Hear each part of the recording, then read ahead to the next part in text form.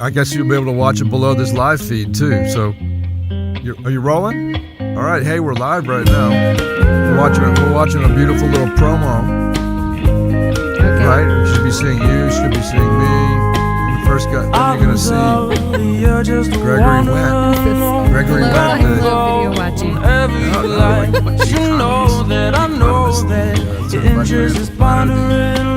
The guy that's actually advising a lot of really important people on how to keep things real, how to keep things fresh, how to make this world a better place through investment of our money. That's Gregory Wendt.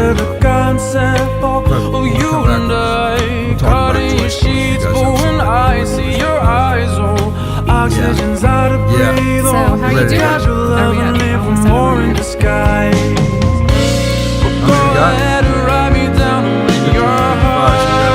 20 seconds left. So you can go to those other producers. So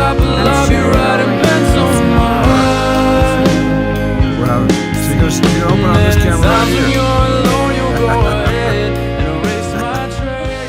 13, a few seconds. Boo! Hey, we're live. We're live. All right. Whoa, welcome to JoyScore. Welcome to another episode of JoyScore. What is this, like 10? Is this like 10? 10 shows I think we got under our belt here. Yeah. Yeah. Listen, JoyScore is, God, this is always a re-exploration of what JoyScore is, so we can kind of get you guys involved in this whole process of seeing the world through a fresh pair of eyes and elevating your levels of joy in whatever aspect of life you happen to find yourself in. So that's what this is about.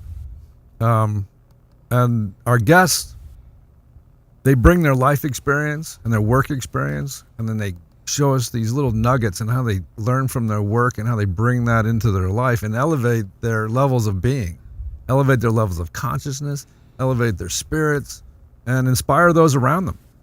And we've got a money person, Gregory Wendt, and we have a music person, Matt Kalin, saxophonist. I mean, these guys saxophonists are so passionate and so awesome what they do.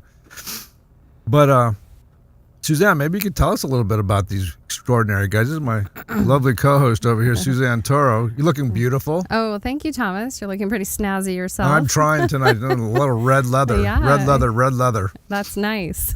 Good follow-up for our animal activism. Passionate colors. Passion, definitely. Root colors. So, speaking of root, so red, root chakra, Greg's going to talk to us about currency, which in this day and age, if we don't have currency, we go into fight or flight. So it'll be really good to get his wisdom to have a really healthy relationship. That's so true, right? Yeah. Like if the money's not right or the rent's not getting paid, then we kind of get that stress hormone going. What is that stress hormone? Is that cortisol? Yep. Cortisol goes up when we get stressed. We go into fight or flight. Yeah, so money is the saber-toothed tiger of this day and age. And, it's good to acknowledge and then have a healthy relationship. So food, water, shelter, and money. Greg is an amazing guy. He's an environmentalist. He's a brilliant mind. He looks at a lot of amazing ways to figure out how to make communities and global conversations around economy more sustainable and regenerative. I love the fact that he's an economist.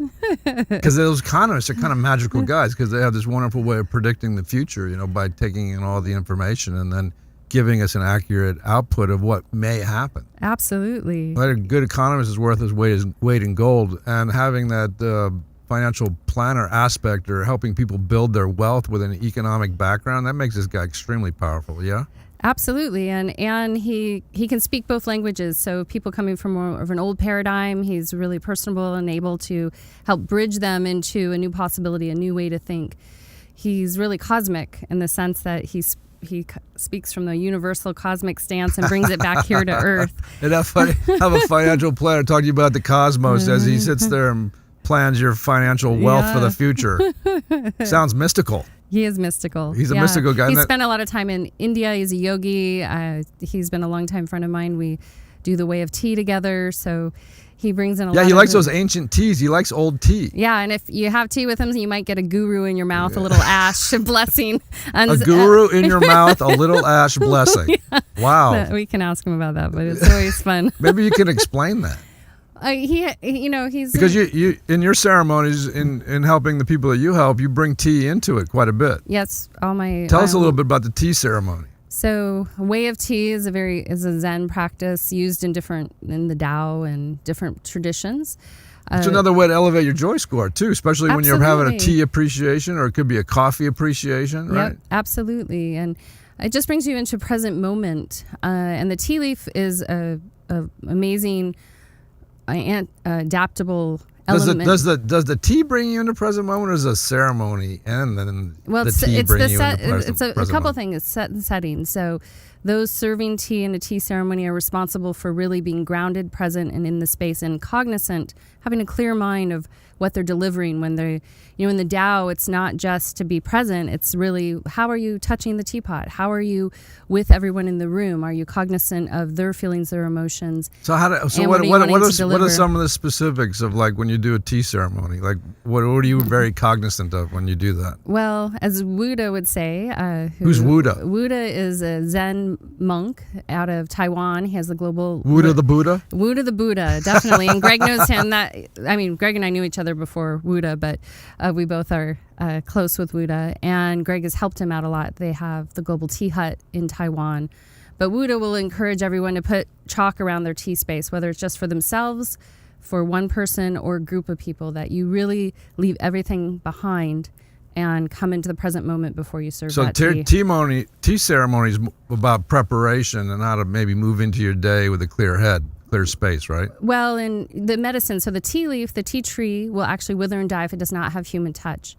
So the leaf, when you're receiving living tea, will go where it needs to go: mental, physical, emotional, and spiritual. So it's a beautiful catalyst in a ceremony, but also for me in my sessions to prepare the clients to receive sound from me, that they can really come into present with nature. How about this Matt Kalin guy? Matt Kalin, the passionate saxophonist. He's a master. He saw him at the 4th of July just jamming out, talk about elevating people's joy scores. Yes, well, a saxophone will elevate everyone's joy score. He's an amazing teacher. He teaches kids in elementary all the way up to high school. He's an amazing musician, and currently in Manuel the band. Manuel the band. Yeah. They just released a new single.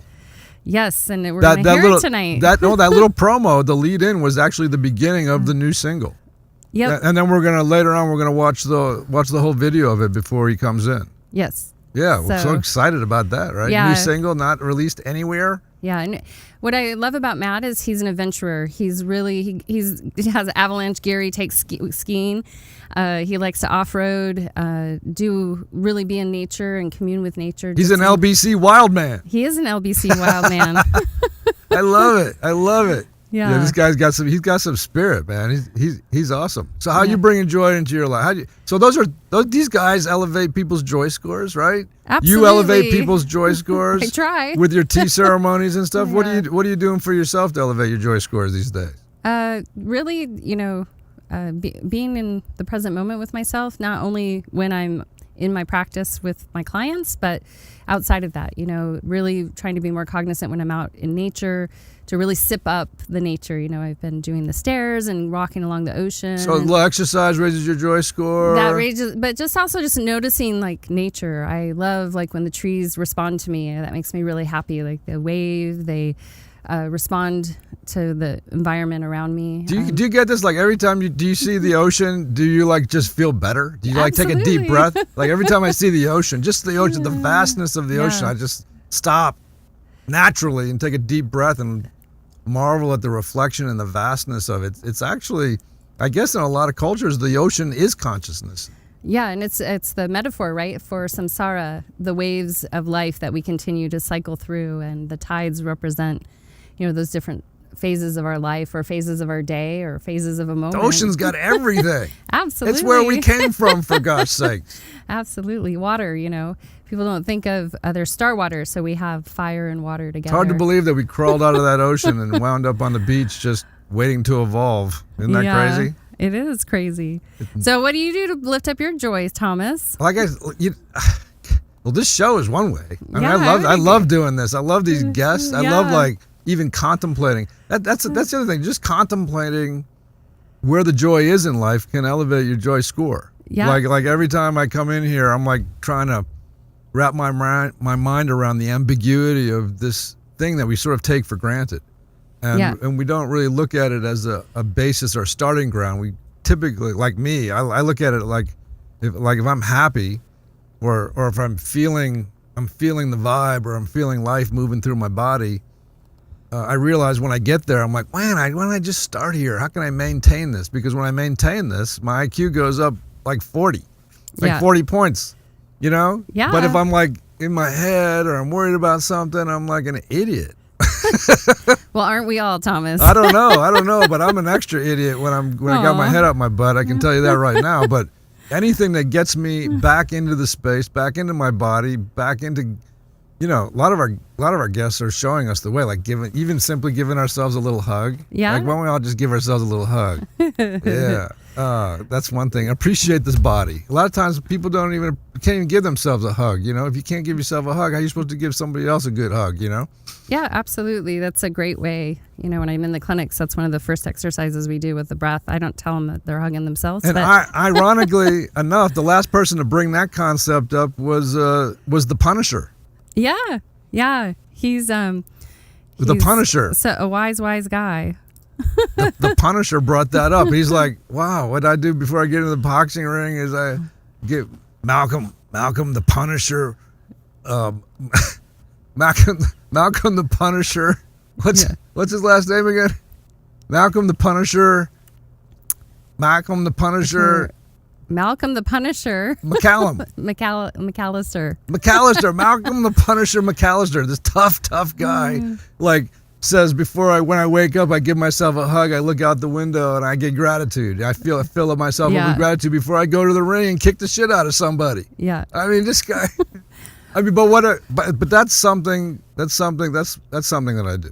I try to elevate that, or I go to the gym and I get my body moving and I try to feel my heartbeat and I try to get my heartbeat to my maximum heart rate and feel those hormones wake up in me and get my body moving, get it feeling good, do a little yoga, stretch it out. You're really good about that, taking the time to really bring yourself into the present moment. I admire that about you. Well, like I'm not functional. I can't serve my clients. I can't write a script. I can't can't even begin to do this if I'm not here, you know? Absolutely. Yeah. So let's entertain you. Let's actually give a shout out to JoyScore. If you're watching on any of the other pages, go to JoyScore Inc. and our page. Sharing is caring. So share this video. Share that video. Go to @JoyScore or @Suzanne Toro Live and go to JoyScore and follow us and like us, because it's important. We don't get enough likes. We don't stay on the air, and this is an awesome show. And then also, you know, if you want to get a little preview of the JoyScore book, you can check out the first edition, which was Joy in Health and Happiness. You can get it on Amazon. Joy in Health and Happiness, written by our executive producer, Dr. Bob. Dr. Bob wrote this fabulous book that helps get us right back into where we need to be, right? All the things that we're talking about. Absolutely. That's great. So, I mean, we should get this Gregory guy in here. I think so. Just to start to share that wisdom. The money man. Get the money man in. The enlightened money man. We should get him in here as soon as we can. I think so. Let's bring Greg in. We're going to play the video. Our wonderful Thomas is going to play that for us, right? Yeah. Well, that's the first one, the one that says 1. Yeah, we're gonna watch, and so this music that you hear is actually that single from the saxophone player. And then we're gonna get Gregory in here. When you come back to us, we're gonna have Greg sitting here, sharing his wisdom. Everyone over there. Okay, so let us know when that's rolling. You can come in, have a seat, get yourself all settled. Get those headphones on, get that mic in your face. Whenever you like, but you know that I know that your interest is bothering. Get a little bit closer, you can pull it down a little bit. Pull it down. There you go. Keep it. You can get a little closer to it too. Okay, good. Yeah. Hi. Like, I'm getting a test on you right now. Give me a test. Okay, good. I got you. I can hear myself.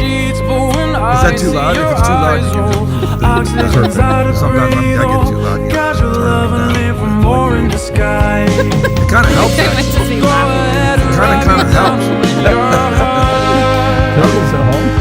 Well, I'm the type of love you write in pencil. Do you have a proverb for the day? Many times when you're alone, you'll go ahead and erase my trace. He's the money man. The money enlightenment solution. Yeah, he's like, what is that song? Are we on? Are we on? Hey, welcome back to JoyScore Live. We got Gregory Wendt in the house. Gregory Wendt, there he is. You got a shot on this guy? Yep. Are we all set up? There you are. You're on. You're on JoyScore Live. Thank you. You actually sounds good. Should his mic be a little bit closer? We're live. I got him. You're good. Go ahead, talk into it. Talking into it. Yeah, his levels. His levels are really good. So You listen, look great. On the level, man. how'd You look you great. like your intro? And I was yapping about you. Were we accurate about anything that we were talking about? Anything we Pretty could? much. I didn't get all of it, but when it comes to the cosmic and to the conventional, I kind of live in all those realms. Absolutely. Well, you got some serious titles like senior wealth advisor, like West Coast effort of stakeholders capital. I mean, these are fancy. That's a fancy resume you got there, my friend. It just looks fancy. So you came from somewhere and you wound up here, Yeah. enlightening people and helping people with their finances. Exactly. What was the basis? What was the motivation of that? How'd How'd you get into all that?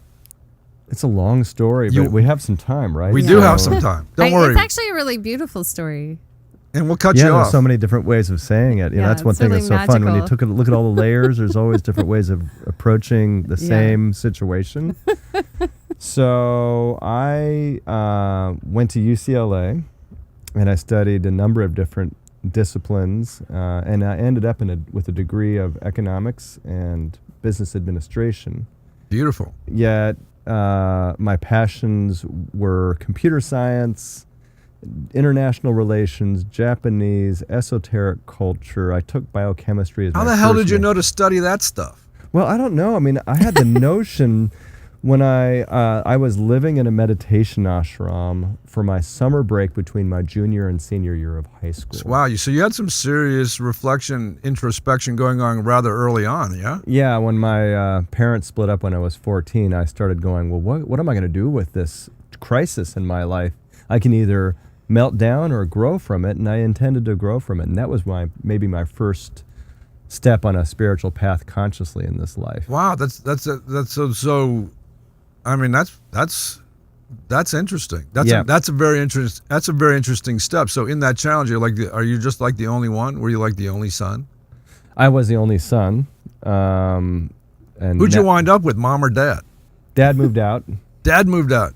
Mom was, and we all got along, though, enough for me to be able to maintain good relationships with everybody. Oh, that's great. Yeah, and I'm grateful for that. That's a far cry from what I went through, for God's sake. I know. Yeah, I'm very blessed for the fact that I maintain a healthy relationship with my parents and my sisters enough to be coherent. So they were able to actually encourage you possibly on this weird little journey you decided to take. Because were they on the journey as well, or was it just something you just broke the mold on and went outside the box? More that. My mom was on her own exploration during her midlife crisis, and she started exploring yoga and these things. And she brought home a book from a guru she met, and I'm like, look at this. This is cool. And I started meditating from the book I got at the library from the same spiritual teacher. And I'm like, I was in high school at the time. Did you know you were meditating, or is that just a word you're using now? No, I actually was reading books on mindfulness and meditation when I was 15. Gosh. And then somewhere along the lines, going back to why I went to UCLA, I was at the meditation center with a guy trying to figure out what am I going to do for college. And I wanted to go to a college where I could live in one of the two meditation centers in California at the time. One was in Oakland and one was in Santa Monica.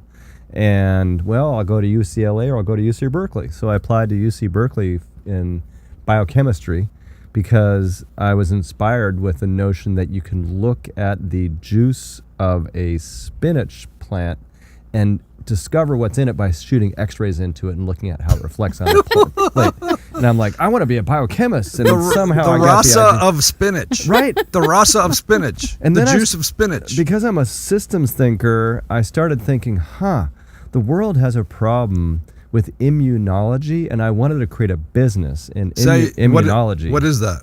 Well, immunology is the study and science of immune systems, and how we then develop better ways of supporting healthy immune systems in our Nice. bodies.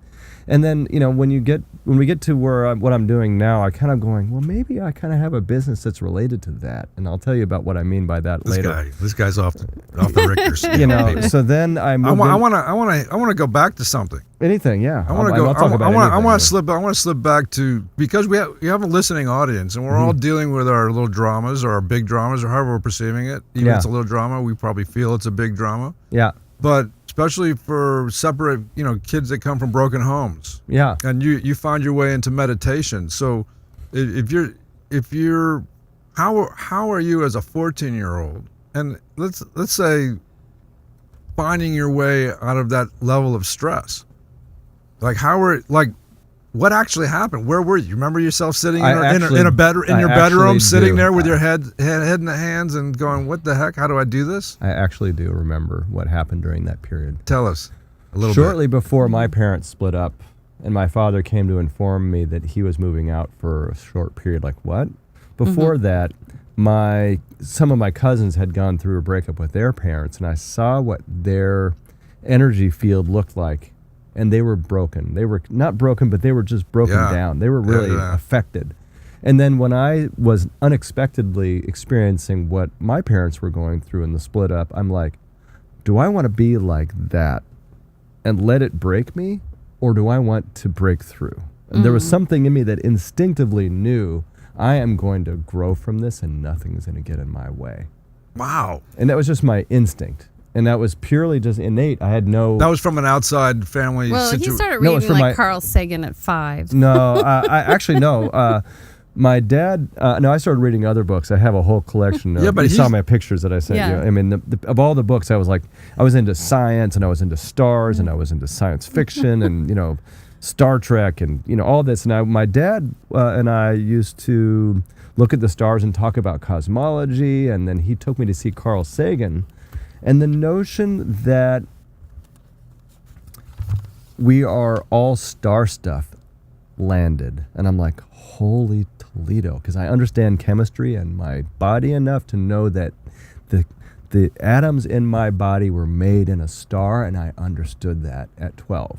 We're all star children, people. Yeah, right. Just so you know, totally. for real.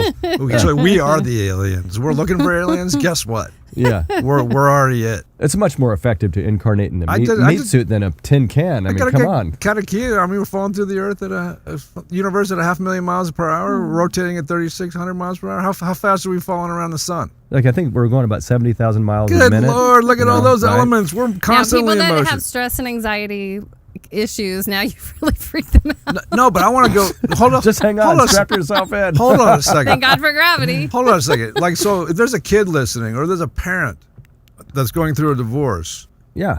to- Well, how- I mean, how- here's it's really pretty basic.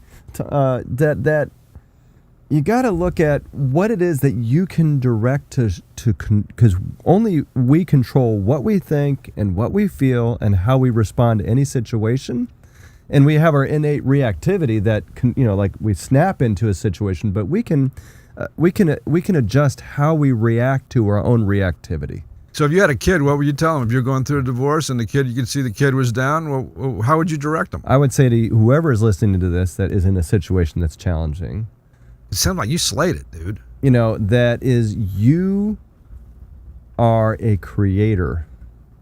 Nice. You're in this cosmos. You're in this earth, in this body. Remember that, to you guys. You create. guys are a creator. He's empowering you. He's reminding you that you are the power right there. Well, yeah, I'm not empowering you. You are. I'm helping you recognize you are power as a human being who has an innate creativity that you have a choice to harness where you're going to direct your attention. Wait a second. This is the earliest bell to ever go off. What? This is the earliest ever. You win the prize. I know I'm that's a ding-a-ling. That's like just a couple of minutes Are you in. just trying to say It's a I'm little ding-a-ling? Tibetan cowbell. Oh, okay. This guy moo. is like elevating the joy score, guys. Anybody. Moo. So if you're a parent, you're waking up the kid to what? How do you direct them into that? Well, I would talk to the parents and the child like, you both have the capacity to create from this moment Because in this moment, we've learned from Viktor Frankl or all the spiritual teachers. Viktor Frankl, Man's Search for Meaning. Yeah? Exactly. Yeah. We're in that moment of like extraordinarily apparent crisis and prison. He was able to direct his attention in a way that liberated his mind and know that he could find that part of him that was free. So if he could do it in a concentration camp, you sure the hell can do it Where you are. where you are. Yeah, and we have the power to do the alchemy of shifting any situation of, lead or garbage into something beautiful, and it's up to us to choose how to choose joy. You are a financial alchemist. This guy's a financial wizard alchemist. He is. And so I'm just a curious soul. Okay, You're a so that's psychonaut, the for earliest sure. bell. That's the earliest bell ever. So now what happens? So you get through that We're done. divorce. I'll take off now, Matt. Come on in. You get through that divorce in flying colors, elevated and inspired, probably inspiring your parents, making them feel like, wow, we haven't destroyed this kid. Look at him. He's picking up the ball. He's running with it. Yeah. And now you clearly turn that into higher states of consciousness as a young teen. And how does that help your studies? What kind of advantage is that?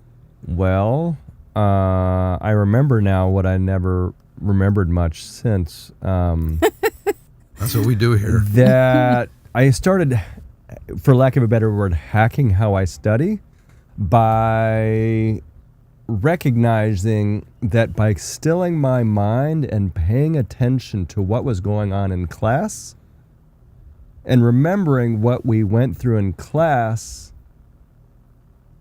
and what I studied in homework, that I could simply know what I needed to know by listening and internalizing it.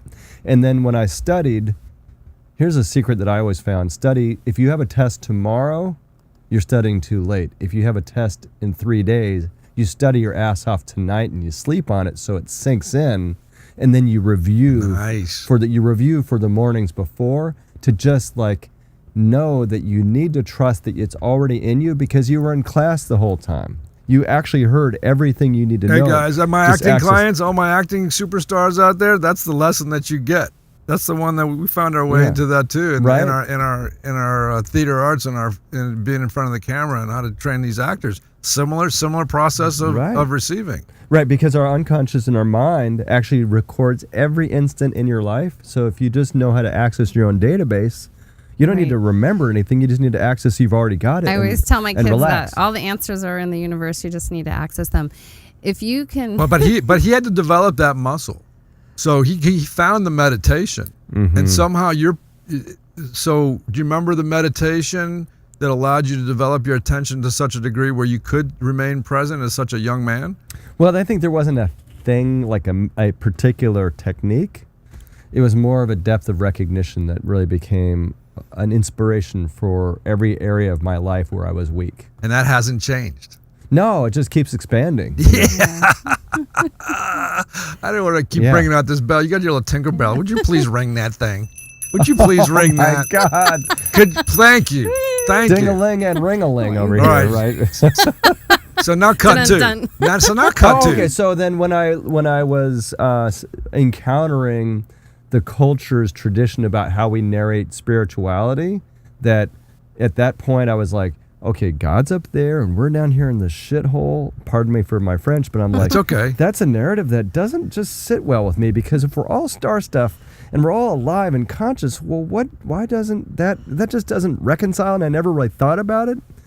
But then when my mom introduced me to this Eastern philosophy, it was like, we're not only all star stuff, but we're all consciousness. And that recognition that the consciousness that created the universe mysteriously is part of me, and I am made of that. But I need to then clear my perception to perceive that reality. As I intellectually understand that I'm the star stuff, I can also cognitively recognize that I am consciousness, and that conscious force is that which drives my life and then allows me to... So that's how you actively pulled God into back to earth. Well, or we are God. There's not even back to earth. It's just about, that's maybe in a metaphor of like, from the idea that God's up there to God is in my skin. Aham Barasmi. Yeah. Aham Barasami. I am the Barasmi. universe. Yeah. Yeah. Nashe vam vedete quachit. What did he Nothing say? exists that's not Shiva. Nothing exists that's not Shiva. Yeah. Literally, because the whole notion that consciousness and what you might call God, whatever way you frame it, whether it's intelligence or what Carl Sagan would say, regardless, it doesn't make a You difference. guys got to look up Carl Sagan. I mean, he was Cosmos. billions and billions and billions. Of, Yeah, what it did he never say? ends. It never ends, like the billions of stars.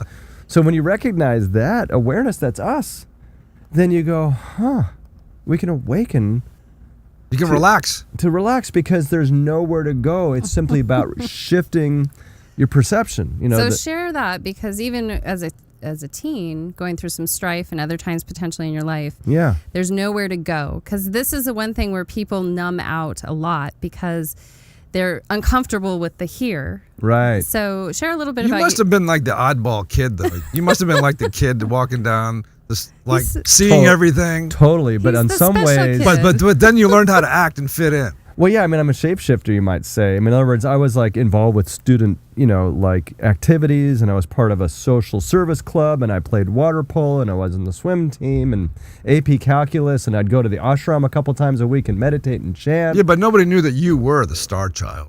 No, they really didn't. I mean, and from the standpoint, I was kind of awkward around, girls at the time, and that was, challenging. But that's still is the same, actually, I think, in some ways, because...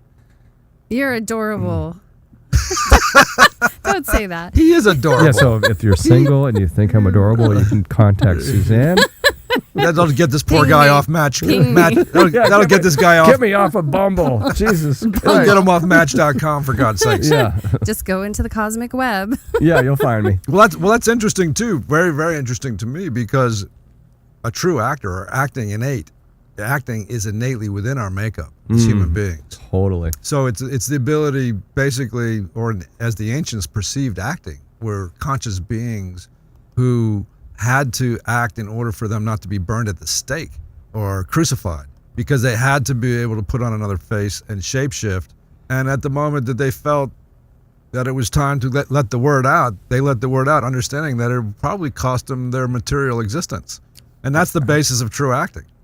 And the challenge that I've put myself to is being radically present, authentic, and transparent, but translate what is coming through my consciousness to the people I'm actually with and speak their language, so I can be intimate in communication with everybody I'm with in the paradigm that they live in. In observance. Radically present. Go back Wow. to that, how we stay here. There's nowhere to go. Because Yeah. a lot of people want to escape. Right. And whether it's, Well, the core problem there is the problem of our culture is that there's an enchanted and disenchanted reality, or that there's matter and spirit, or God and and devil, or earth and heaven. I mean, we live in a society that's been inculcated with the notion of binary, that it's either or, and that is the duality. That is the mind, the duality. That is the mind of the intellect that has to perceive black and white. But when you look at the mind of your being, your authentic heart, that we all know, there's a capacity to reconcile that difference as a continuum that just is two aspects of one way of being. It's what we all innately know. Well, to put that in maybe a simpler English, like the Zen practitioners would call that relative mind, right? And we as Americans simply sort of call that rational mind. And there are some teachings that call it the formatory apparatus, the thing that sees in two, Yeah. like the file cabinet, how we file things away, right? Yeah. A lot of times we think Or a lot of times we think we're the file cabinet, sort Or of. the historical mind. But where as a surfer or a person that plays tennis, He's a surfer. you get into the zone and you just flow, and you can see that you're thinking about all the different layers, but also there's this part of you that's just flowing, which is the flow state. There's all this work with With this guy, talk. You just keep talking, because I think he deserves this. You keep talking. Oh, gee. I think he Come does. on. We're going to flow. No, keep We're talking. just Where were you? flowing. We're flowing in the flow state because it's all consciousness. Right? You are consciousness. You, Greg, are really going to want this piped into your You house. are the star I can surfer. now listen to myself talk a lot. The star We'll surfer. pipe it into Wuda's tea center. Muda, we're talking to you right now. You are consciousness. This comes Wuda. out of this teacup. He's like, is this coming out of my teacup? Whoa. Nice. Keep talking. So as I was saying, that the recognition that the world is not an obstacle to awakening to your own innate divinity. Ah, That that's there is wonderful. nothing that will prevent you from your own freedom in the midst of life. And that was why I was drawn to the spiritual tradition, where, the spiritual teacher said, see God in each other, see God in yourself, honor yourself. And that there's nothing in the world that you need to leave. You don't need to leave your family. You don't need to leave, your job in order to awaken to what is authentically, real in consciousness. So you're saying you can wake up not just sitting in the cross-legged position, but use the world around you as the test to maintain this level of being how you're seeing the world. I mean, like the movie The Matrix was one of my favorite metaphors in this way, because as you see in the later episodes, he began to recognize that the opponent was actually something that was part of him. Like when he was able to put his hand into Mr. Smith and shift that, or then see how because he was aware that the Matrix was made of the same thing that he was, and he was able to navigate like psychic aikido, a way to navigate through those challenges by then dancing with the reality from which he's created, rather than that there's an opponent or the other. I mean, that's the radical non-duality of that is the tradition of what they called Sahaja Samadhi, or awakening to the fact that everything in your life is just you being a pure creator in your own dream, and playing that you are the stage, that you are the actor, you are the conductor, you are the music, and you're the lighting, and you're the story. So from a practical perspective, how does that make everything better? Or how does that make everything tangible? Well, back to the hero's journey. When you recognize what we were talking about earlier before the show, about you have a choice about how you hold the narrative in your being at every moment of your life. And that moment in the hero's journey, which I love, where the hero is in that moment of like, there's no way out crisis. That's Joseph Campbell for you guys. I want to Yeah. let that guy point out. when they're like, okay, I'm done. The boulder's about to land on my head, or the dragon's about to eat me. You've had enough. And it's just like, but then there's that crack. There is no way out on that level of perception. But, on that level of perception where they say you can't solve the problem on the level of the thinking that it was created from, then that's the moment of freedom where the creative agency of the hero awakens to another narrative. So you're the hero. You got a client in front of you. You got a really great client in front of you that might be a little formatory, a little rational-minded. How are you using this wonderful condition? Well, the first thing that in comes your to workplace? mind, having not thought about this question before now, actually, that what I would do is immediately find a way that we have a shared narrative, because it's all about myth making and how we make meaning of every situation, and then find a way that we find that we're on common ground by being intimate about what's going on with the person I'm talking with, and then drawing out where we actually share the same story as two actors in the same play that are on the same side. Then we can then engage in a co-creative process to navigate from the challenge that's in front of us, without thinking of that challenge as an opponent, but as something we can create a pathway around. So, but You can find a solution So ourselves. let's just would you say, Yeah, for ourselves. yeah, and the other. And the other, but then when we bond that we're both on the same team, that if I find a solution for the challenge that we both face. Right. So in other words, the first thing is to enroll in the narrative that I'm not on your other side, I'm on your side. Right. First thing is find the common ground, and this applies in all domains of life. Find the common ground where we're in the story together as heroes, and then create a way that we can navigate as heroes in the hero's journey together to waken up to another way. So if I'm with a client where they're like presenting a financial problem or a stuck thing, or we have a situation in the markets, or they're concerned, find a way that we look at that from multiple different directions and see if there's a creative way. so let's bring you into the moment. So here you are, Yeah. enlightened CFP, right? And in front of you have somebody that's very worried and very fearful. Your state of mind, your condition, how are you perceiving it? You're not perceiving it in that way. If you just sit presently with somebody and you hear that they're off in left field, what advantage is your elevated perception guiding you? How does that work?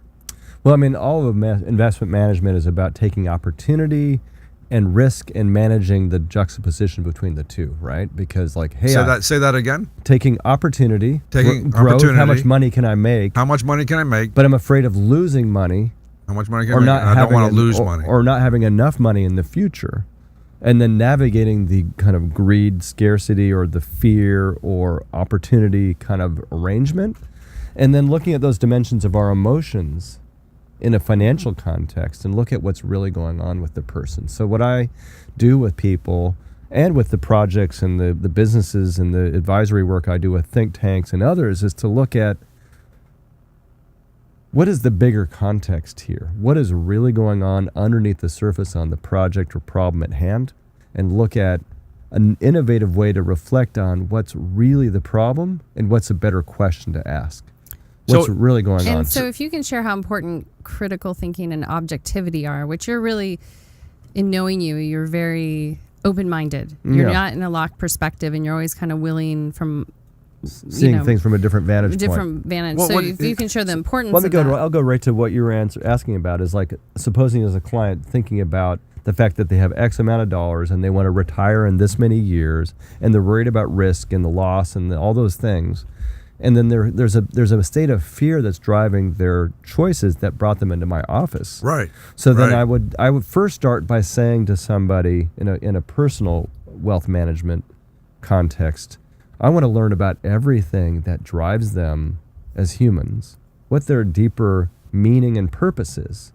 What is the most important kind of things? And if they, a lot of times people will come to me shortly after they've retired, and I would say, well, what are the things that are most meaningful for you, and what do you want to do with your life now that you don't have to work? Or all those kinds of questions lead to what is deeper for the person, and then to look at the strategies that they think they have created that are to get the things they want, and look deeper at what is actually necessary. And what is that they're trying to avoid, and what are they really afraid of, and to actually go to the depth of the fear with a perspective of objectivity in the way that you're seeing, and that not critical thinking, but to be able to discern, using discernment without critique or judgment, but discern the distinction. So what we have here is a natural born leader. How to navigate risk. So this is what's really cool about this guy. This guy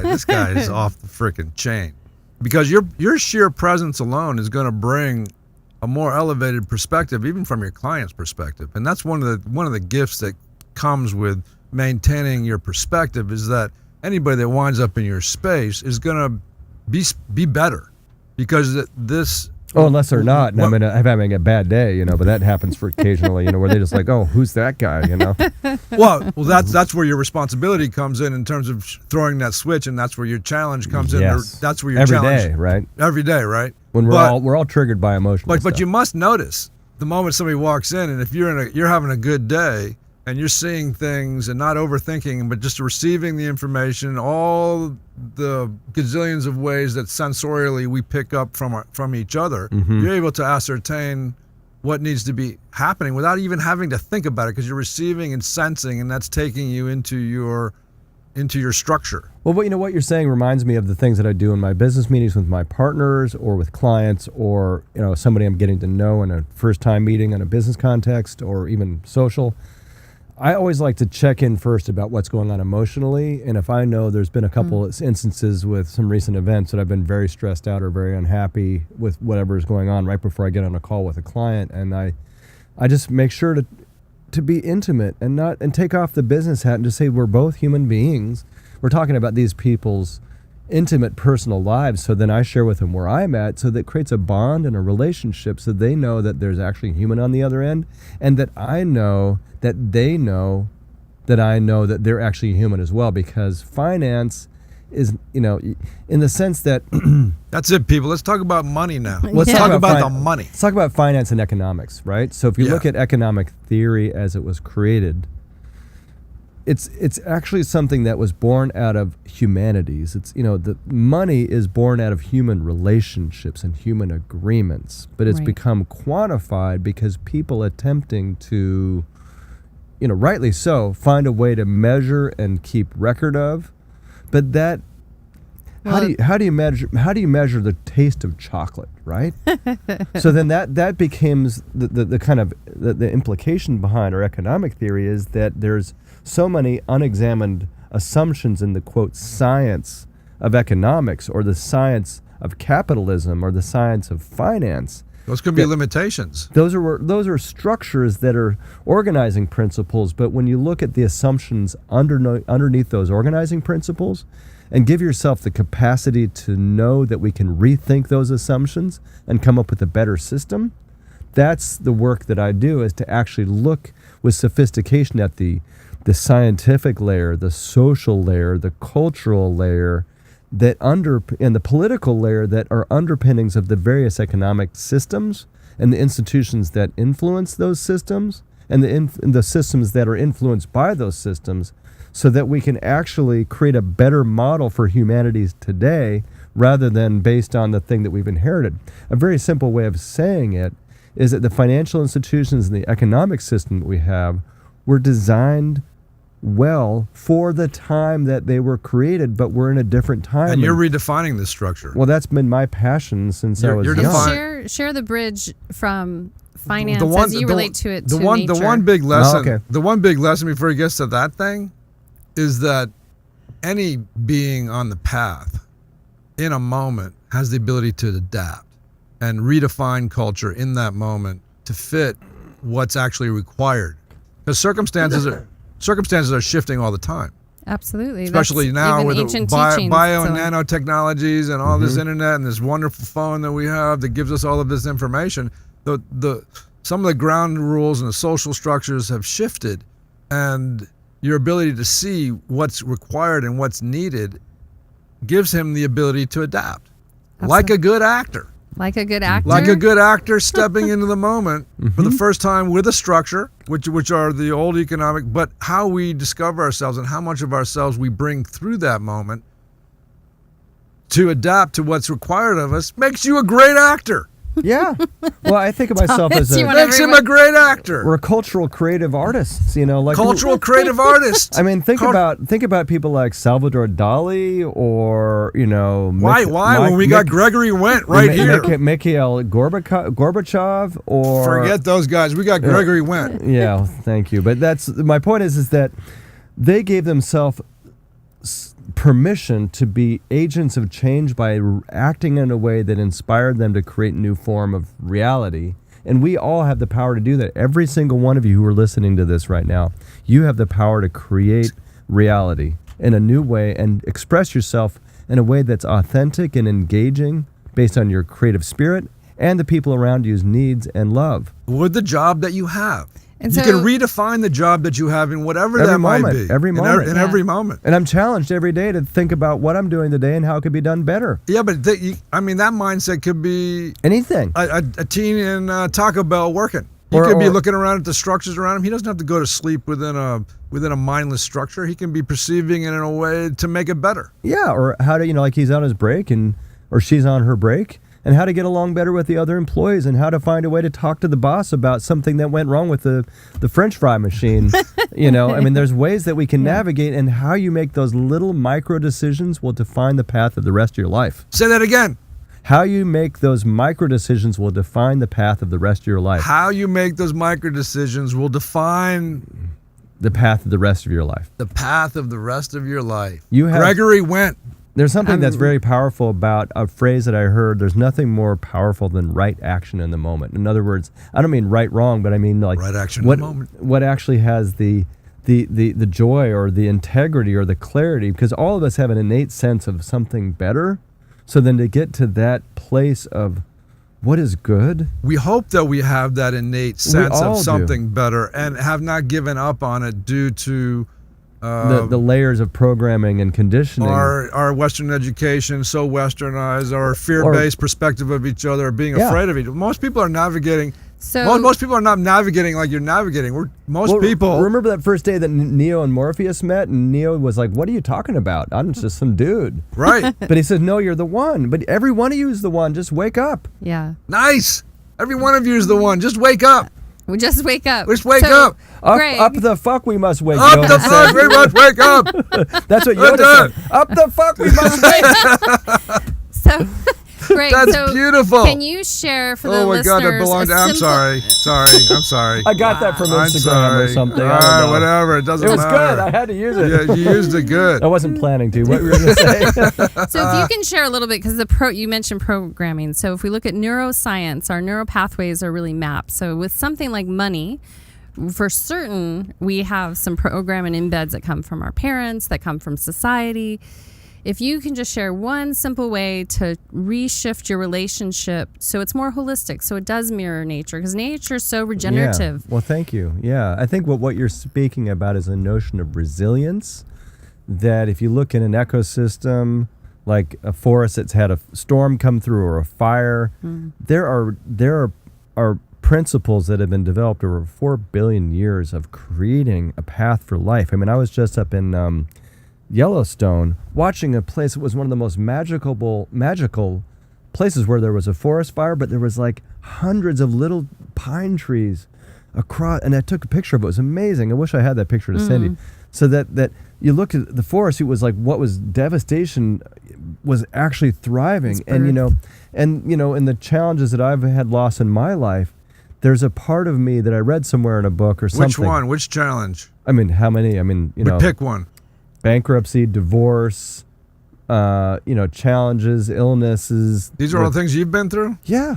Wow. My Couldn't parents' tell. divorce, The my guy- own divorce. The you guy's know. guy's a shining star. You can tell he went through anything in his life. Yeah, I mean, I had to support a former wife who was very unwell.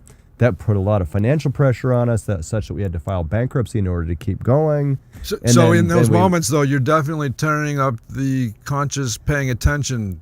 Well, what I learned through those crises was the notion that there was an opportunity to face it in a new creative way.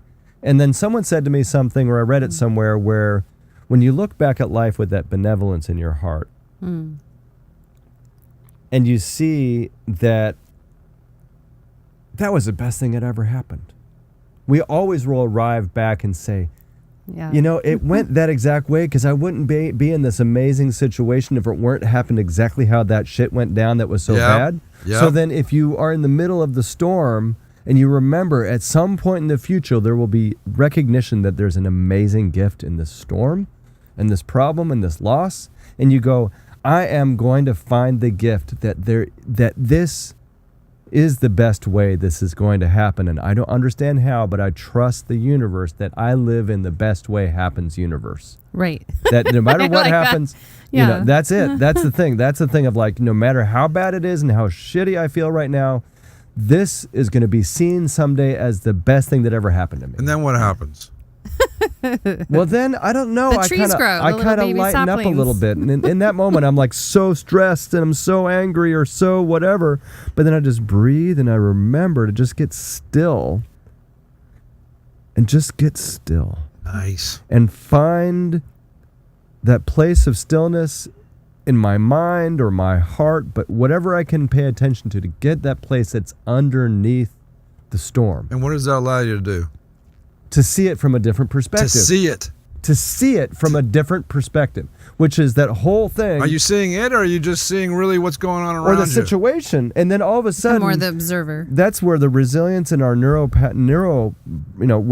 where you're what the neuroscience of this, and you know about this, is that your brain locks into certain neural pathways to store trauma, and then creates structures around that want to preserve themselves, and the neuroplasticity, the capacity that we have for a brain to resiliently find new neurons and new pathways, is something that process of trying to stay stuck is in our personalities, in our ego structure, and our brain. So we have those three things Our working. education, our social conditioning. Well, all those that. are all the societal Outside, versions but of that. internal. But the collective version of that personality, ego, and neurons becomes a zeitgeist challenge. But if we can shift that internally in the same way that we're referring to with these Define zeitgeist. it's, Zeitgeist. the zeitgeist means what's in the collective story. Mind, like what consciousness. what does society believe? Okay. And if you believe that it's like a glass ceiling Or that whole story about you have an aquarium and you put a piece of glass in the middle of it and the fish start swimming in that small section. You take the glass out, they keep swimming in a circle even though they can swim into the other side of the aquarium. That's like society's thinking that we have the capacity to just recognize today there's no glass there. Let's swim over there. Nice. So That's beautiful. that capacity to do that. We can knowing swim over to our freedom. There's just some. It's in the freedom is inside of us. It's not outside. It's not in a different situation. It's not with a different person. It's like that song, "Love the one you're with." Find a way to love what is, and then that will show you a path out of this trap you're in. Not that you have to stay stuck in that shitstorm, but that you will find a way to navigate this creatively when you actually allow that it's possible. But if you don't believe it's possible, you're not going to get very far. I guess that's the result, isn't it? I mean, if we're going to really be free, we have to figure out how to throw those switches and see with a fresh pair of eyes in order for us to have this freedom. And then freedom is what? Well, I want to bring the conversation back to finance. Go. And look to the very challenging situations that a state government will have with finance. But that's pretty much what you're doing. You're allowing your clients to have freedom.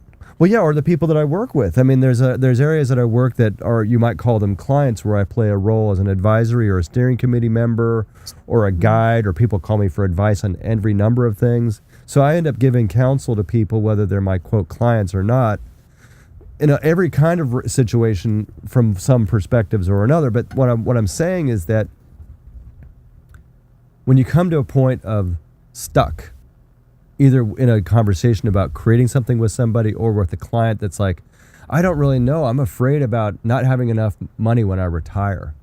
Well, then I start saying, well, then what is driving you right now? I start saying, let's just stop for a minute and talk about your relationship with fear.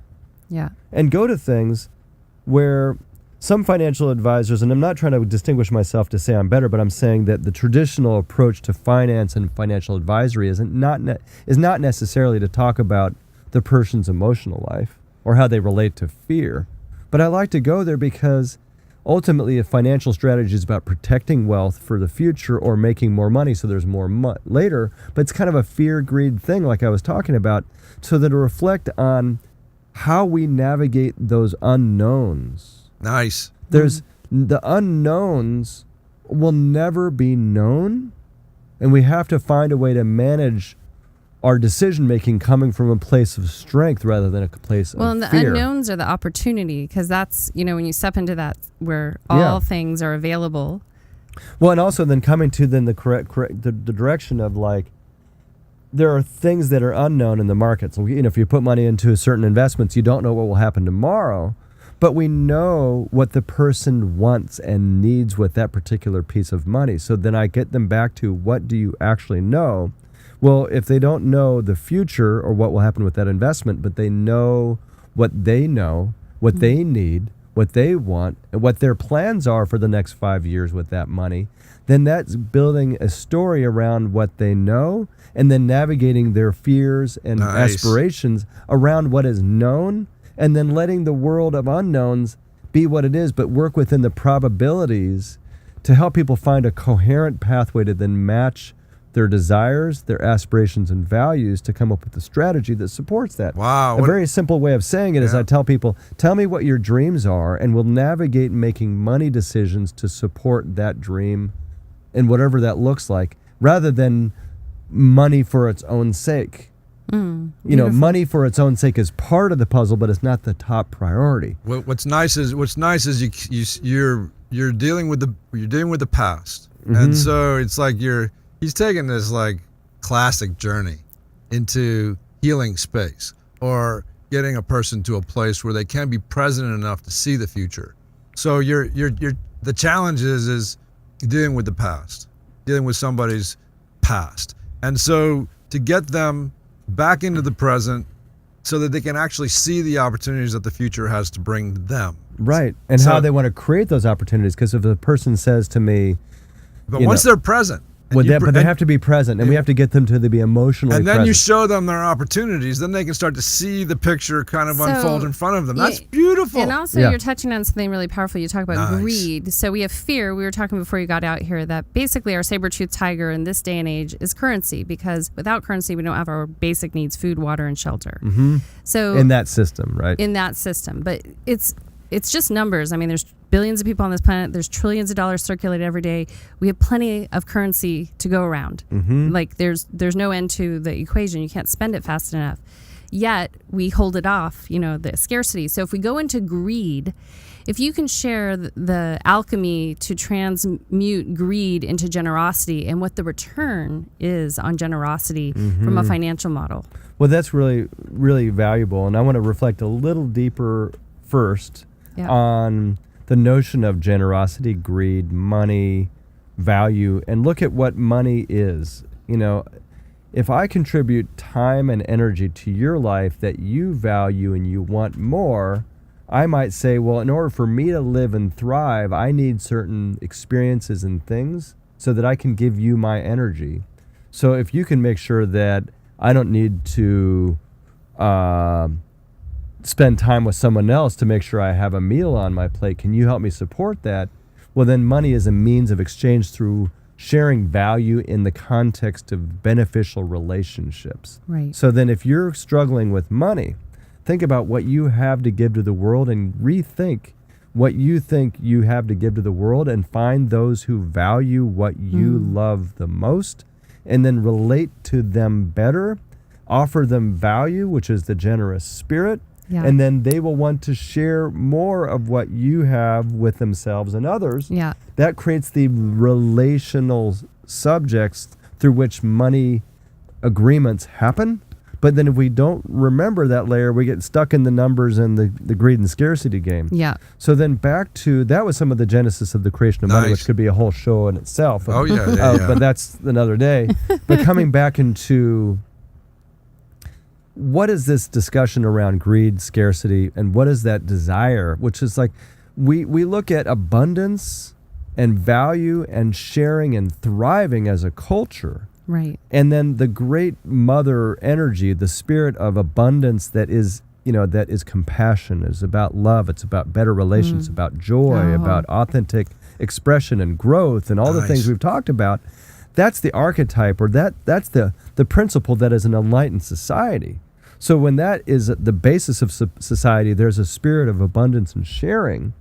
But if we suppress that in a regressed society or a regressed context of relationships, that we don't have enough, we don't think that there's anybody that has value unless doing a particular thing because you're part of a machine, that regression, that reduced way is a limited way. Well, even in your syntax, don't. Right, You can't do a not. Yeah, right. And so you've got the Exactly. challenge. You've got the challenge of an individual coming in With that mindset. in illusion.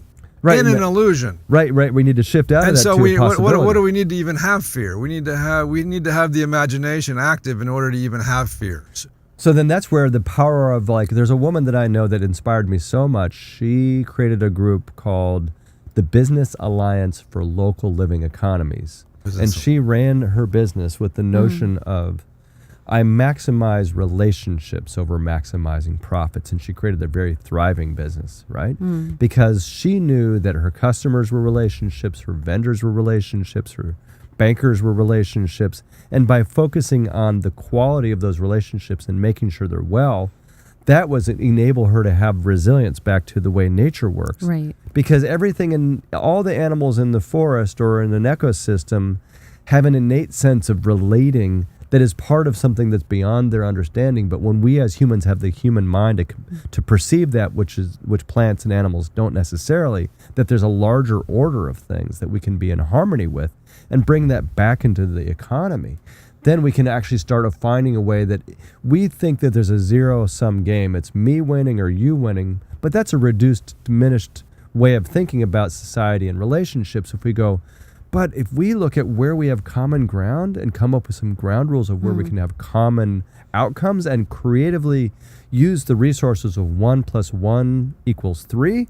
we can actually come up with a creative strategy by banding together where we thought we were opposed to then create something that creates more possibility. And then that's the essence of what I do with clients, but I also apply that same work in my work with think tanks and government leaders and the California Economic Summit, by then looking at ways that we come together in cooperation for the benefit of a community or a state or a project or an institution, because it's the spirit of finding common ground and knowing that we all ultimately share the same aspiration, which is a better future, then coming to where we can build on steps together in unity with people that might appear to be opponents to us, when we actually find out that we actually share some basic values. Well, there's so many things in that. Yeah. You're talking about going from instinctual survival aspect of having the need to step on each other's head in order to survive, into a more evolved creative perspective, which will require the environment to be abundant in order for you to even begin to think that way. Well, that's right. But I think what you were saying, Suzanne, that the environment already is abundant. We just have to recognize where there's an abundance. In some cases, it's very struggled where we have, okay, we got $100, but we have a $500 bill for our business today. What are we going to do? Because the client's cash will not come in until next week. What are we going to do to pay that $500 bill with $100? Well, then that's a situation of deep scarcity and challenge where maybe the two managers of a company are arguing with each other. But if we slow down and listen to each other, then we go, I can call that client because we can possibly give them an incentive to give us $480 a day earlier, and then we can call the vendor that needs $100 and say, can you wait a couple days? But then if we don't engage in letting go of the crisis from fight, and freeze, those three ways of being, into let's breathe and pause and see that there might be some ways to navigate together on this, and then come up with that creativity. That's where the joy spark, comes in. That's the moment of the hero's journey of just tapping that innate potential we have, which is that survival instinct of how humans have been creative. I mean, like, it's a really miracle that we're actually on the planet. The survival instinct but there's a miracle. But the human mind has been so creative to get us here. Water, food, and shelter. So there's lots of different ways to make money. I can go steal somebody's purse, to rob a 7-Eleven. Right, you could. In order to consequences, make, you could. Well, cause and effect. Well, I could do that in order to get through my day. And let's go here. Let's challenge you a little bit, because you're dealing with people in abundance, right? So actually, a lot of my clients with a lot of money are not in the mindset of abundance. They think that their $1 million is not enough. Okay, let's shift They're in it. Scarcity. Let's say that's why I shift them out of that scarcity thought to abundance thought. So let's take you out of your office, because none of these people I'm going to be talking about are going to be walking into your office anytime soon. But eventually, I have no money coming to my office asking for help. And that's what we want to go. I want you to talk about how the hell, if I have no money and I have had bad habits, what are the top 3 things I can do to get myself back on track? Well, let me talk about people that have been in my office that are spending their money till it's gone. I want to know how you're going to get us back on track. Yeah. Because I have no money, and what am I doing wrong, and how can I shift that paradigm immediately? Well, one of the things that I've told clients that are wealthy, hey, okay, if you lose all your money or you run out of money or you spend it all, what are you going to do? You're going to be like 90% of the planet who has no money that are fine today, walking down the street, doing a job, because what they're doing is finding creative. Every person who's successful in life, regardless of the amount of money they have, is that they're effectively relating to those around them, sharing love. So what are you telling me? I have no money. I'm completely devoid of knowing where to go next. What's the first thing you tell me? I'm destitute. My mind goes to a place about 1.5 miles, 2 miles from here called Terminal Island. It's a federal prison that I used to teach meditation in. Oh, beautiful. And I remember having the gumption to say to the inmates, but you have to really, before you say a word to anybody in prison, you have to know that you believe it and that you feel it and you've experienced something like this. Otherwise, it's just bullshit. Yeah, they're going to call you on it. Right, and they can smell bullshit better than anybody I've met. So then I had to find a way that I got true about what I'm about to say, which is we're all in the prison of our own mind. I get to walk out of here, but you don't. But guess what? I don't get to leave the prison of my mind that is troubling me. So I have to find the pathway out of that as you do. And if you're free in this place, you may be freer than the people that are walking around out there or driving Rolls Royces, because I know a lot of people that are not free. And that's the path of ultimate freedom. Because I remember being there and walking into the courtyard of the prison and seeing somebody clipping the roses or, talking to a friend and realizing they're having a joyous experience. Back to the JoyScore. I'm like, that is living in the moment. And that's something that is powerful that everybody can have. And how do back, you turn that into dollars? I'm still destitute. Now I'm present. I still got no money. He's stuck, Greg. No, yeah, it's great. Not stuck. Yeah. Well, there's actually a possibility Your of a example smile. stuck. A smile that comes with somebody that is in that situation, because I have been destitute. I remember one of those days when I was in college and I didn't have any money in my bank account. I had no gas in my car and no food in my fridge. And I was driving home going, I have no idea where I'm going to get any money in the next week because, And I remember that moment of the irony of feeling trapped, but at the same time a sense of freedom in this moment, because that was just numbers and a story in my mind. And of course, I needed to get food that week and all that stuff, but giving myself the freedom that there is something, and I'm not diminishing poverty. I mean, I deal with a lot of people that are in poverty in the work that I do in the economic development sphere and stuff. So what I'm going to say very directly is everybody knows somebody they can reach out to improve the quality of that relationship, to creatively engage in a constructive conversation, to shift the way that we relate to the situation we're in, no matter where you are. Unless you're in solitary confinement, you're probably not listening to this. But the point is that there's always somebody. I'm out. I just got out of jail. I'm destitute. Yeah. I'm free now. There's always Allegedly. something. And you always come back to your own innate sense of instinct. Like all of us have an instinct and just follow your gut. But when it's your reactive mind and your instinctive, authentic, like, I've got a good feeling about this. Got to listen to that part of ourselves that just is that guiding light that got us through, right? And that is what is going to guide you to know, well, and if you're hearing this, who's that one person I should call? Well, the first person that comes to mind, call them and allow a possibility that something magic can happen. Allow the possibility that put yourself out there with a proper mindset. And don't be afraid to ask for help. So shift that mindset. And don't be afraid to ask for help. And don't forget to ask for help. Okay, Yeah. so now I have an opportunity. So that's step one. Yeah. Right? Shift my attitude. Reach out, let people know what my circumstances are. And now what? Well, then, hey, I get a job. I'm making $12 an hour. Hey, I mean, I've known people. How do I turn that $12 an hour into $1 million? Well, the thing is, this first thing is to ask that question clearly. What is $1 million going to do for you right now that you don't already have? I know people that have more than $1 million that are miserable. Okay, so then let's get real clear about, it's not about money, it's about your relationship to reality and recognizing the abundance where you already are. I still want to hire you. I want $1 million. I got $12 an hour. Great. How, what can I do? Well, I mean, a lot of people that I know of that are billionaires or people that I know who are, they didn't fight the situation that they were in. They used their creative strength to build on what they have and find the value of exactly where they are. And every one of us know where there is something valuable that they can focus positive attention on to create something better. Every single one of us has at least one moment or one situation of grace in every moment that we can focus on.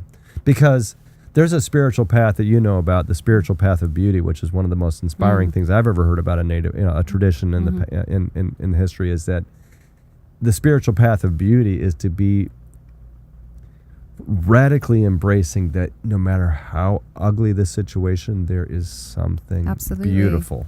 And that by holding that intention that you're going to find the beauty and the pathway of light in any situation and intending intensely that you're going to, that provides you the way out, because the universe that we live in, there's always a way out of this situation. All right, so I made $12 an hour, made $500 a week. I managed at the end of the year to save $2,000. I'm walking in your door, I got $2,000. What am I going to do with it? I would say to everybody that walks in my door with the money, well, it depends, because there's no formula for anybody. And the fact that people believe that there's a formulaic way to do this is, you know... You got $2,000 and that's all you had. What would you do with it? But denying the fact that the money is not separate from you. The money is an expression of your energy held in a form that feeds and supports your living. So depending on what your living situation is and your life and your persona, every single person will have a different answer to what to do with that money, which is why I always come back to life with that person. Let's tune into you. What's going on with you right now, person? What's going on with you? What are you going to do? Tell me to invest in windmills and sustainable green? Well, I mean, it's like, you imagine walking into a store full of medicines, herbs, and vitamins and stuff, and you say, so what's good in here? What should I take? Well, then if the person doesn't actually ask you what's going on in your moment, they're not going to be authentically giving you a solution, because money is not a universal constant. It's something that only lives in relationship to what is the situation for a person's life, or an institution's life, or a city's life, or a state's life, or a company's life. It's an energy. It's like, oh, what should I do with electricity? What's the best thing to do with electricity? Well, it depends on what you want to do. Well, what kind of machine are you? Well, do you have any batteries? I mean, how long do you want to keep your lights on for? Because if you don't have any batteries, you got to keep this juice in a battery. But if you got plenty of battery power, you can spend it on the next battery. I got 3 or 4 rich people I'm going to have call you immediately, because they need to hear you, need to be in your presence. But Greg, as you're talking, and if we bring this into the spiritual sense, because Lakshmi is a great teacher. She's a deity from India. An archetype. But she works with money and the flow of money. And Mother Nature works with the flow of energy of giving and receiving, and how important it is. And when you talk about quality of life, how it's been mirrored to me at those times where I'm like, I feel like maybe a little constricted or something. But then I listen, that energy, that archetype is always encouraging me to give. Oh, you need that? Like could you give a little? And it's happened many times over. And she'll be specific, like, you need to give that person $50. And don't question, don't ask, don't take anything in return. Right. Well, it's a spirit of generosity that... but also it applies in your attention. I think I say to people sometimes, I'm an attention venture capitalist, because my attention is the most valuable asset, way more valuable than money. And and each of us have that power of where we put our attention, including do we want to put our attention on the things in our mind that are driving us batty? Or do we want to put our attention on the spirit possibility of a creative force inside of us? Well, you're saying go back or get present and see what's around, what opportunities are around you. Put your attention on the possibility, not the problem. So what you were talking about, what I love about Lakshmi, she has 4 arms in some of her archetypes. One is bestowing blessings. One is a weapon to boundaries. The other one is a book of wisdom, and the other one is a hand that has an infinite amount of wealth coming out of it. But then they're all 4 equally valuable, because in certain situations for wealth, you have to know when to say no, where the limits are. In other situations, you have to look at your innate wisdom. In the other one, you have to just offer a blessing of light.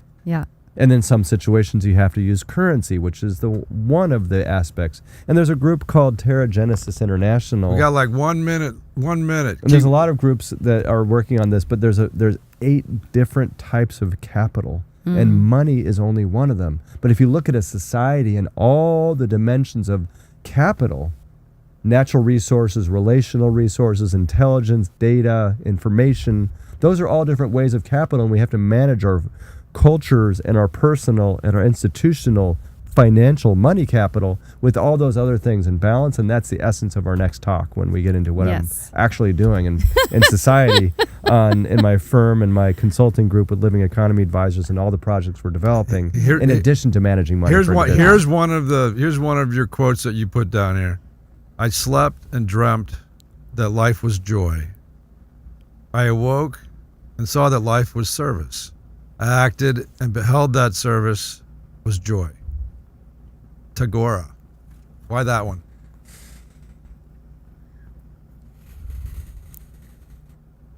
That's a good one, huh? It's so juicy. It's so good because I acted and beheld that service is joy. I mean, what joy I've experienced by just offering you the service of being here to share my insights, my inspiration. But look at what that has created for you and for everyone who's listening, my and goodness, for what a me. blessing. But then that service of joy of like intending that I'm going to be of service to you by then accepting your invitation to say, oh, okay, I'm going to drive down and spend the evening. And well, then that is like, I came out of service. Yep. But then the joy I have is look how much more we've created, and look at, I get to come away from this great feeling. Yeah. So then there's that knowing that if I just give a smile or I give a little bit of energy and trusting my instinct to where to give it, that's like investing attention, where you put your energy, making sure that it will thrive. That's And- Gregory Wendt, everybody. How do we get you? How do we find you? I'll put all your links down there. yeah. But at stake. www.gregwend.com. You can find me, Gregory Wendt, on LinkedIn. You can also contact this show, and we'll be able to put you right Exactly. in touch with this guy if you feel like it. But listen, you are a joy, Aw, and you are a blessing. Thank you. You And- are a joy. Thank you so much, Thomas. Run that thing. The Run that promo. number one and then the video. Yeah. Number one, and then the video. Gregory Wendt, you are awesome. Thank you so much, both of you, for letting me be a Wow. part of here today. Wow. Thank you. You're welcome. See you soon. Yeah. T-Sip. Yeah, we talked. You talked. We didn't get into tea. No, we talked a little bit before you. That's a thing. You know. What a trip. right? But you know that I know Let's get you out of that mess over there. Yeah. Tangle you. And we got this wonderful promo show. Matt's music. And then we're going to see Matt's...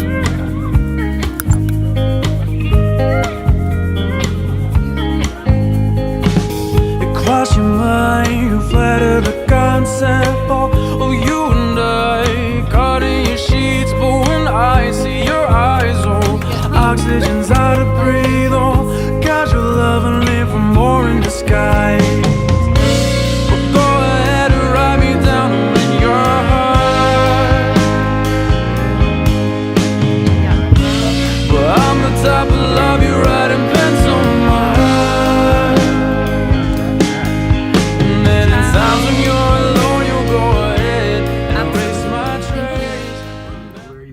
Right Right there. there. Right there. You might need to move the mic a little bit out of Putting the way. headphones on. Yeah. Yeah, And then we got this going, and then you're going to overlap that video as soon as that thing ends, right? Was it playing right now? Yep. Well, not your video yet. We got the promo. Promo's done. Video's playing?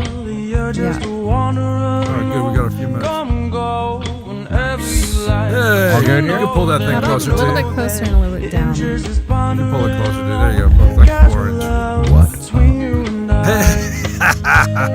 Okay. Have the musician here. Sweet. Yeah, that's a tough act to follow right there, by the way. Oh my God! Holy What crap. a trip! No, man. He's a lot more enlightened than I am, so. I doubt it. We all access okay, here's the song. We all access our enlightenment. So we're Right. this is Matt Kalin. He's in the studio right now. And you're watching his video to his new single. So let's be sort of quiet so we can appreciate that song. That's Matt. He's in the studio right now. Part of that. Man, Man, well, the band. We're watching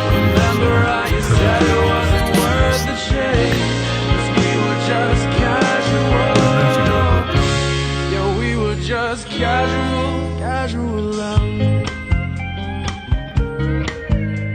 Okay. 2 minutes. Another 2 minutes. We got Matt Kalin in the studio, guys. If you're watching me here, you can go watch it at Suzanne Toro Official or at JoyScore. You're just on your page. It's on my page. I guess it's on.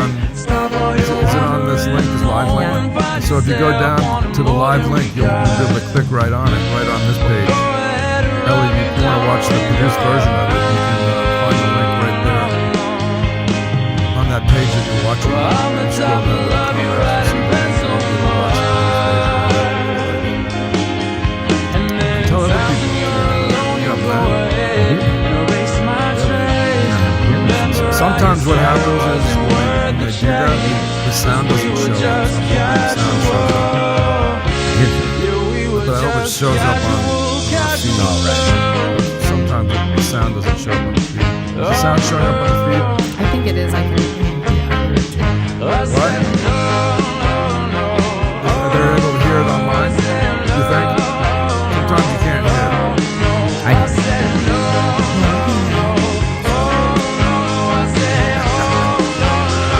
They're quick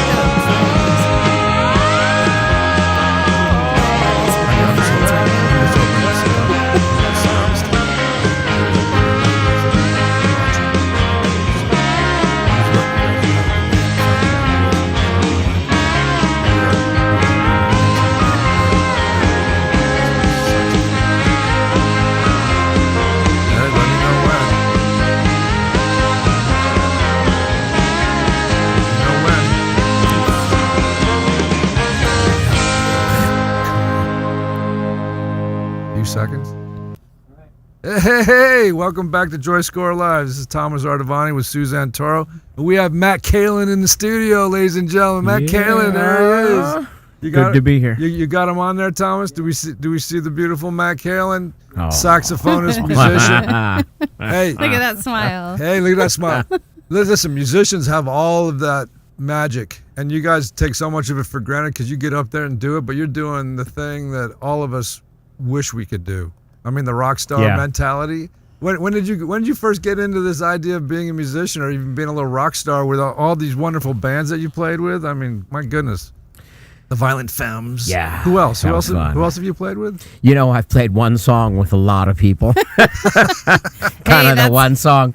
Hey, that's more than most. Yeah. I've played with some great people throughout my career, and I won't even mention their names, but it's been good You stuff. won't mention? Why not? It's good. I don't know. Why not? It makes you. I've done like one song with Social Distortion. I've done one song with Burt Bacharach. I've done Burt one Bacharach. song with Louis Belson on drums. What's your favorite? You know. What's your favorite venue? There's a lot of reggae down here. Ooh, my favorite venue to play. Oh, well, my venue goal is still the Hollywood Bowl, and I'm working for that one. I'm working towards that. I was there last night and kind of pulled some That's a vibes great venue. in. Yeah. They're in the Greek. Have you played the Greek? Haven't played the Greek. That's the other one that I want to get those in are on. great venues, both Yeah. of those. All right, we're going to envision you right there. Yes. With Manuel the band. With Manuel the band. All right. Absolutely. So the journey of a musician. So you guys are creating that magic every time you get in front of an audience. You pick up that instrument. Yeah. I mean, when was that? When did you get bit with that bug? You know, I got bit with it, believe it or not. I had always been a musician and started out, you know, probably at 6 taking piano. My Uncle Harold was the drummer for the Jimmy Dorsey Orchestra. Oh my wow. goodness! He would go out on tour and he was a So you'd hear artist. hear all about him all the time. Yeah. So Especially on Meatloaf night, which was Monday. When Uncle Harold would come over. for dinner for meatloaf. Yeah, but he gave me a snare drum and wrote what I was supposed to practice on the drum. And that kind of got me started into feeling the music.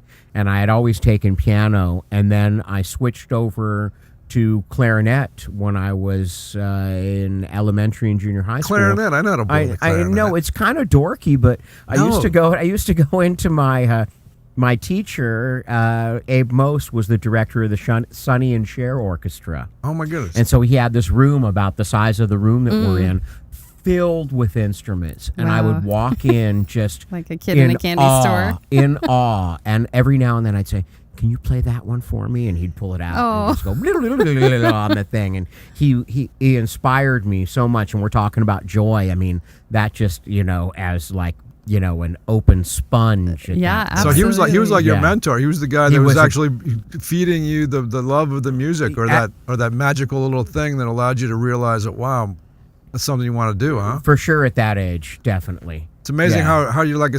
I mean, musicians too are like sponges. I mean, you guys are really measured on your ability to come in and adapt to whatever's going on around you. Right. And that's a lot of this creative impetus is you're having your ability to adapt, which is indicative of the love of the artist. You know, that's always magic to me. Right. And, we're musicians, we're inspired by what other artists bring to us a lot, I mean, and you'll hear something, oh, I really love that part, and you'll want to kind of create something similar or be inspired by that, Well, you guys from have other you guys have musicians. an ear. What is this? What does this mean when you say you have an ear? When you have an ear, you can adapt. I'm a real ear guy too, so it's funny you mentioned that. You can put me in any situation, and I'll be able to just listen to a little bit. Like if I'm sitting in somewhere and people say, well, "What do you want to play?" and I'll say, "Whatever you guys are playing. What is your band? Whatever you guys are doing." I can meld in. I listen a little bit. You fit in, and it's kind of like a thing a part about life, really, in a way, like a band. It's like a family, and when you're working with other people, you want to blend in, right? You don't want to just stick out and be in the front and go and show off. You want to blend in and be a part of the group. Well, there must have been Yeah. a point at which you're looking at your uncle and you're watching, and then there got to be another transition to where you realize, hey, maybe I could Totally. actually do that. Where were Absolute- you when that you was realized that moment? College. What was I happening was totally there? in college. I went into college as a geology major. I had a professor who said, maybe you should What college switch was over it? to music. Humboldt State University. Humboldt State. Yeah, NorCal. and all of a sudden something kind of hit me, and I started playing parties in a band. And What happened? What do you mean realizing, something this is kind of fun. hit you? I mean, that's a pivotal moment. It I was mean, a very pivotal moment. what I in- realized I wanted to be a musician. What instrument were you playing when it hit you? Saxophone. Oh, I the was playing sax. yeah. The sax is such a passionate, Yeah. powerful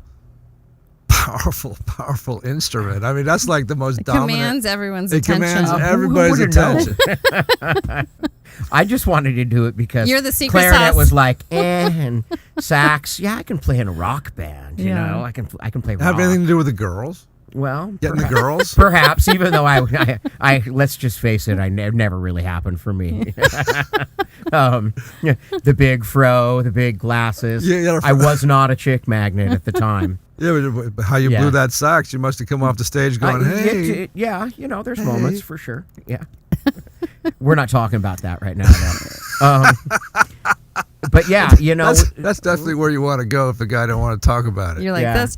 Well, talk a little bit about harmony, because what you were saying before we got to college, how you, rather than sticking out, we would look at that like, Yeah. look at me, kind of more of an egoic, and it definitely a sax player gets that like special moment. You're the secret Right. sauce that comes out there and everyone's like, whoa. But then you retract and be in harmony. Can you share a little bit about the importance Sure. of that and how you take that from the stage into real life? Yeah, I'd rather be the sax player that blends in to the project, and then you have your one moment. You know what I mean? Yeah. And that's where you come out and you shine and you make that moment special. Right. You know what I mean? And it's true. It's like being in an actual band, even just working with musicians, just like on a kind of a one-off project. Right. You really have to blend in and be part of the group, and like you said, in harmony with yourself and the other people you're working with and your instrument, and let's not forget about your audience, for goodness sakes. Yeah. Because they're who you're really doing it for. When did you wake up know? to that idea that it was actually the audience that was? I always woke up to it. From the very beginning. How do you teach that? You teach music too. I do teach music. So I mean, what are some of the stages that you got to take these people through? Yeah, well, I fear. You take them through fear? I try you give them and- fear. I try and calm their fear. Like, is this like a military It's class? interesting because I taught 40 piano students today, and I had one of the students.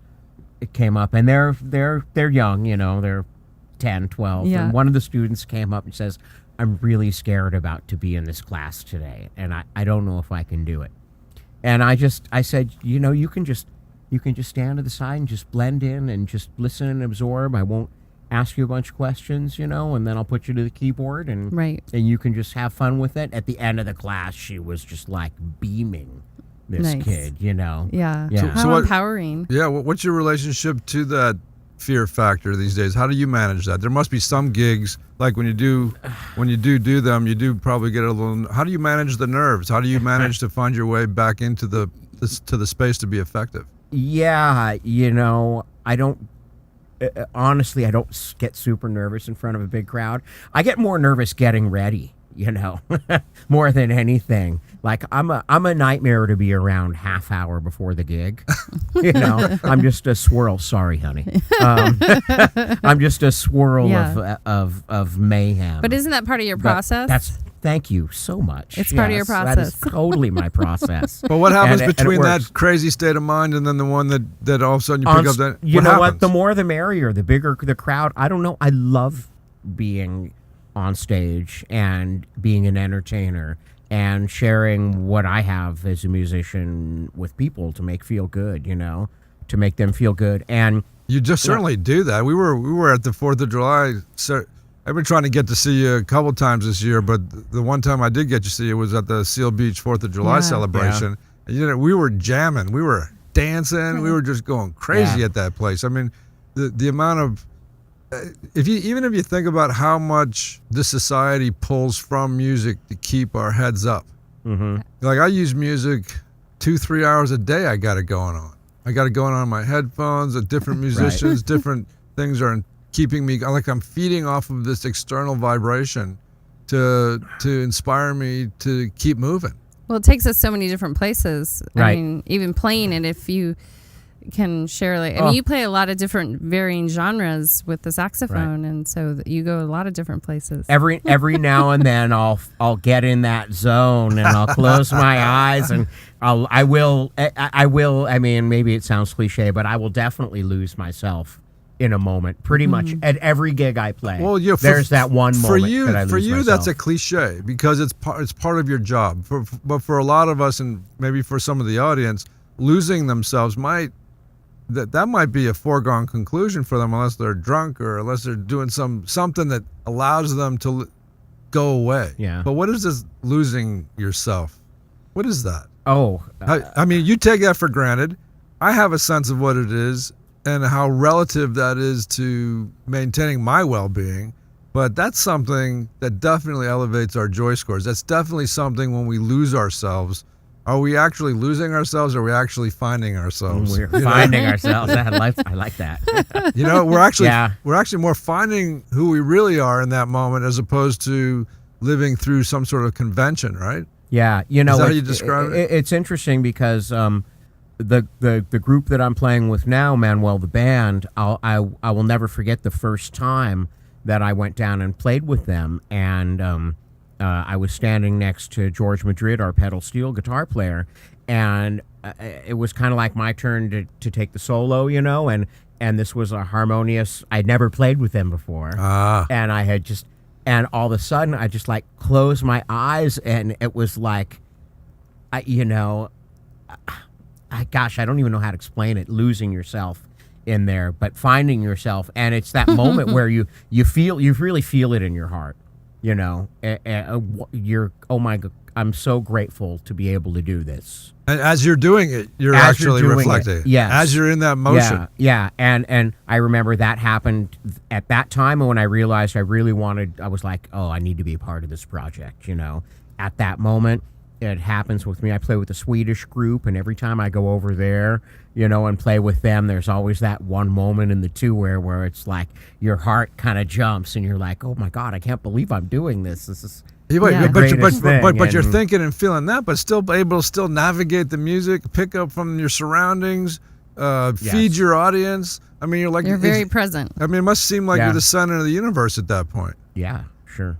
I mean, and that's something that we all aspire and strive to do, and that's the gift that you have of just being a musician and doing it every day and doing your gigs and your job actually brings that level of enlightenment to you. I mean, there must not be a time as a musician that actually has a gig or a group or a support where you're just not feeling really grateful. Yeah. You know that, and especially with Super grateful. especially with your band. Tell us about this band. The band. It's What are the names of these guys? What's the name of the drummer? it's Manuel Frobro on drums, Brandon Charlesworth on drums. Brandon Charlesworth. Yeah, Frobro. He's got Frobro. big ass hair. Big ass hair. Yeah, I big saw a ass picture hair. of him. Yeah. Manuel Grajeda is our kind of leader, and obviously Manuel the band. He's like our chief songwriter and chick magnet, so to speak. He's single, ladies. George Madrid playing pedal steel guitar, and George is a big part of the Long Beach music scene with other groups and other projects. And You're an LBC local too. He's stellar. Yeah. And yeah. who else you got in there? Richard Fernandez is playing trumpet and trombone. Wicked horn section in this group. Yeah. So Wicked. you have trombone. You guys have a huge Yeah. event Sax. coming. You And guys, who else? Who Oh, else? Kevin Nowaki on bass. Kevin Nowaki. So Kevin you guys have a Nowaki. huge event coming up soon, right? We're this Saturday we're playing at the Music Tastes Good Festival. It's not our first festival, but it's like our first real big music festival Yeah. gig.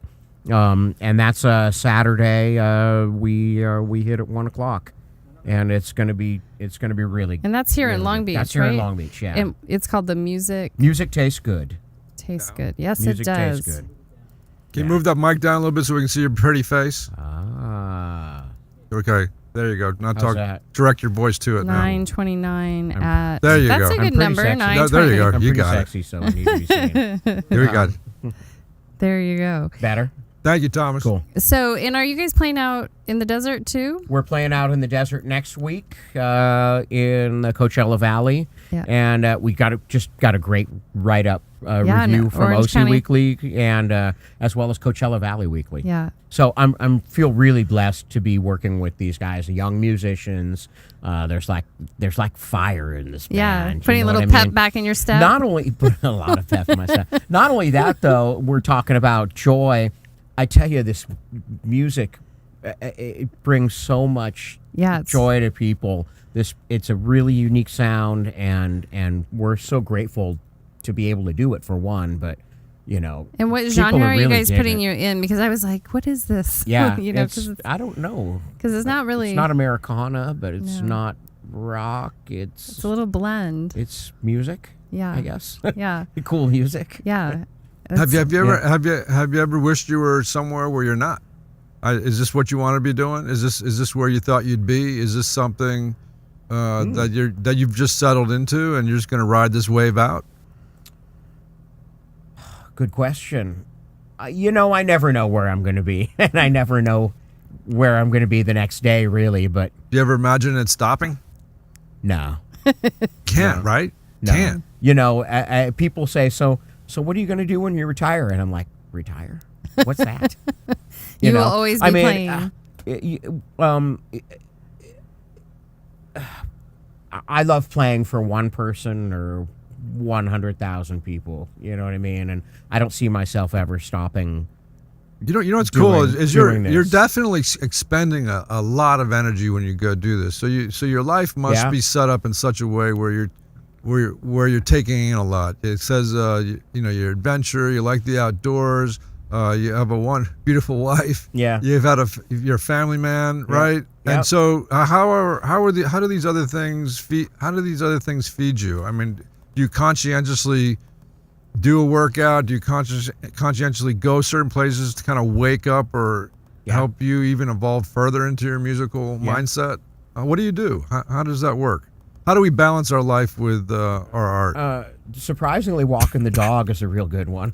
Yeah, that is a good Taking one. the dog for a walk. I can appreciate that. Yeah, and that's a mega chill time for me to think, to reflect a little bit. I know it sounds odd, but it's No. it's really good time by myself. The dog likes it not too. Not in this space. It's not. Yeah, Because these are the little keys that to a listening audience. You're a musician, and you've been doing this for a pretty long time, and Yeah. you've been able to sustain the inspiration. A lot of people might get after something for a couple of years and then get dissuaded, put the thing down. Life might take them away. You must have established a sort of a lifestyle where you're actually living in order to feed the music.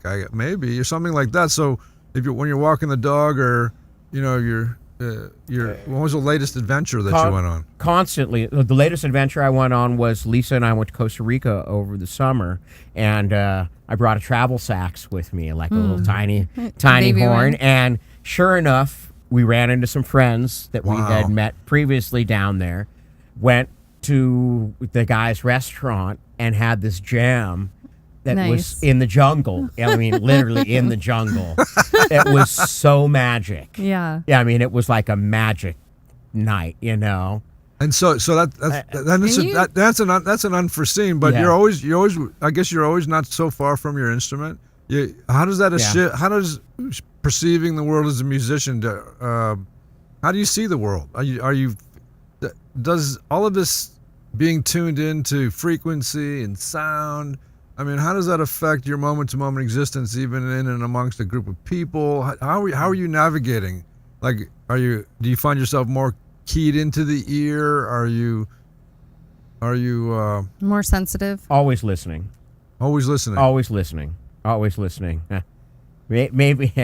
Maybe sometimes selective listening at home, but Well, you have to have a break, right? Yeah. Your job is about listening, so you need right, a break. right.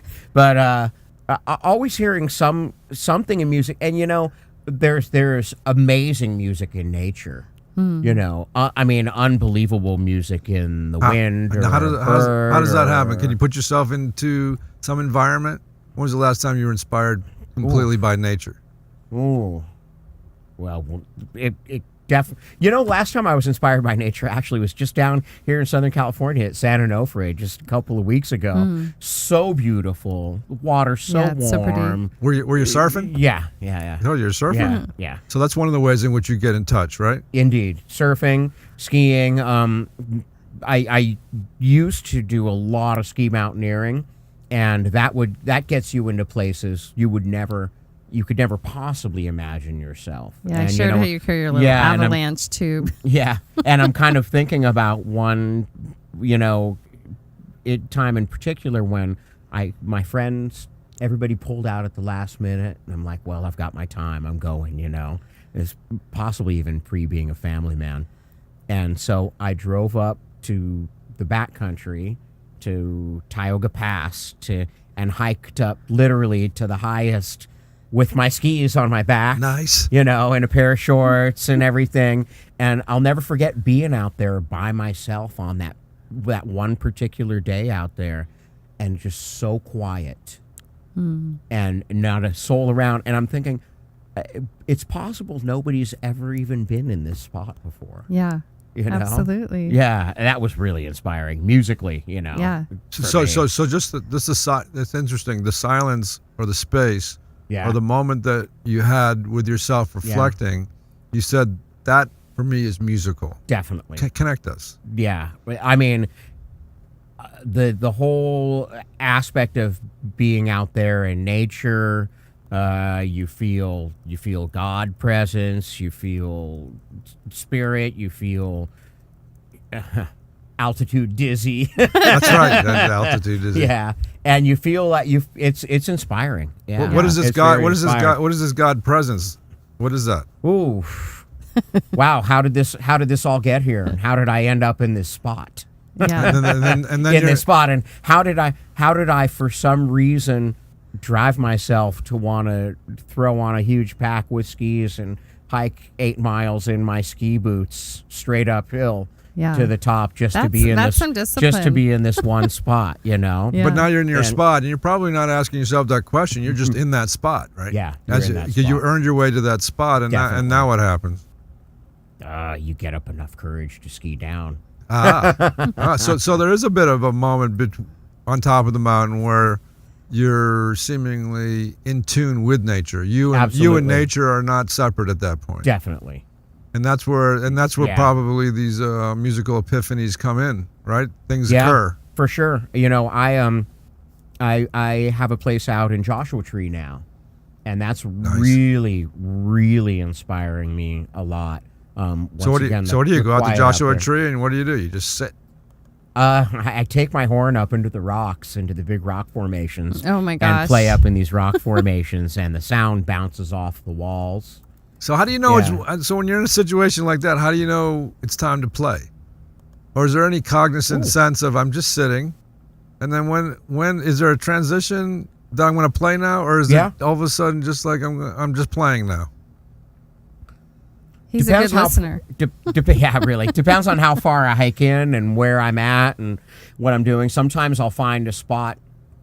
I have a place out in the, where the Alabama Hills is? Alabama. I don't know. No, it's the Alabama Hills. In Joshua Tree? That actually is in Lone Pine. Okay. Yeah. And I've got a spot out there where I drive the car to, and I walk maybe a quarter mile in to this like little cave thing. And I blow in there for like a half an hour. Yeah. But you go into the cave thing, so walk us into the cave. Yeah. So you're walking us into a cave. Yeah. Go ahead, walk us into the cave. Open my case, take the horn out. Ooh. Isn't and it that sounds nice? just like this. I'll kind of jam a little. I'll maybe kind of. Oh, you're rushing it. You're rushing it. Oh, wait a second. Oh, wait He's a a second. sax player. No, but he's rushing it. You know what? I'll tap into maybe. No foreplay. No foreplay before you play. He's a sax player. So if you're looking at ideal circumstances before you blow that horn, like yes, like ideal circumstances, like does it just come out of me being immersed in my environment, and then the horn is reflecting of me being in that environment? Is that like an ideal artistic way to describe it? When I'm playing out in nature like that, whether it's in Joshua Tree or Alabama Hills or up in the mountains or something, I like to tap into other players. Like I'll tap into like John Coltrane or something, who was a real improvisational, real spirit connected player. Yeah, soulful. Yeah, definitely. And I'll tap into something that I normally wouldn't do, which because I play a lot of pop music and rock music and reggae and funk and ska and stuff like that. So maybe I'll tap into something that's a little more connective, in your soul a little bit when I'm playing out in nature. And in Joshua Tree, I'm really starting to. It's very prehistoric out there. Yeah, and once again, it's the quiet out there. I can go to our place out there on the dirt road and not see anybody for 3 days. Yeah. Wow. Not even a car will drive by. Nothing. Yeah. There's a beautiful film out called Blaze. If you guys haven't seen this film called Blaze, and you're a musician, you're musically oriented, go see this beautiful film about this extraordinary artist. Okay. And I learned a thing or two watching that film about possibly the mindset of a musician. But in terms of, let's get into like the impact, like optimal opportunity or an optimal way that you impact your audience. All of these vibrations and these frequencies that you send through the environment that impact your audience, there's like qualitatively these are very different, because we can start to define a great player from somebody that's not a great player, right?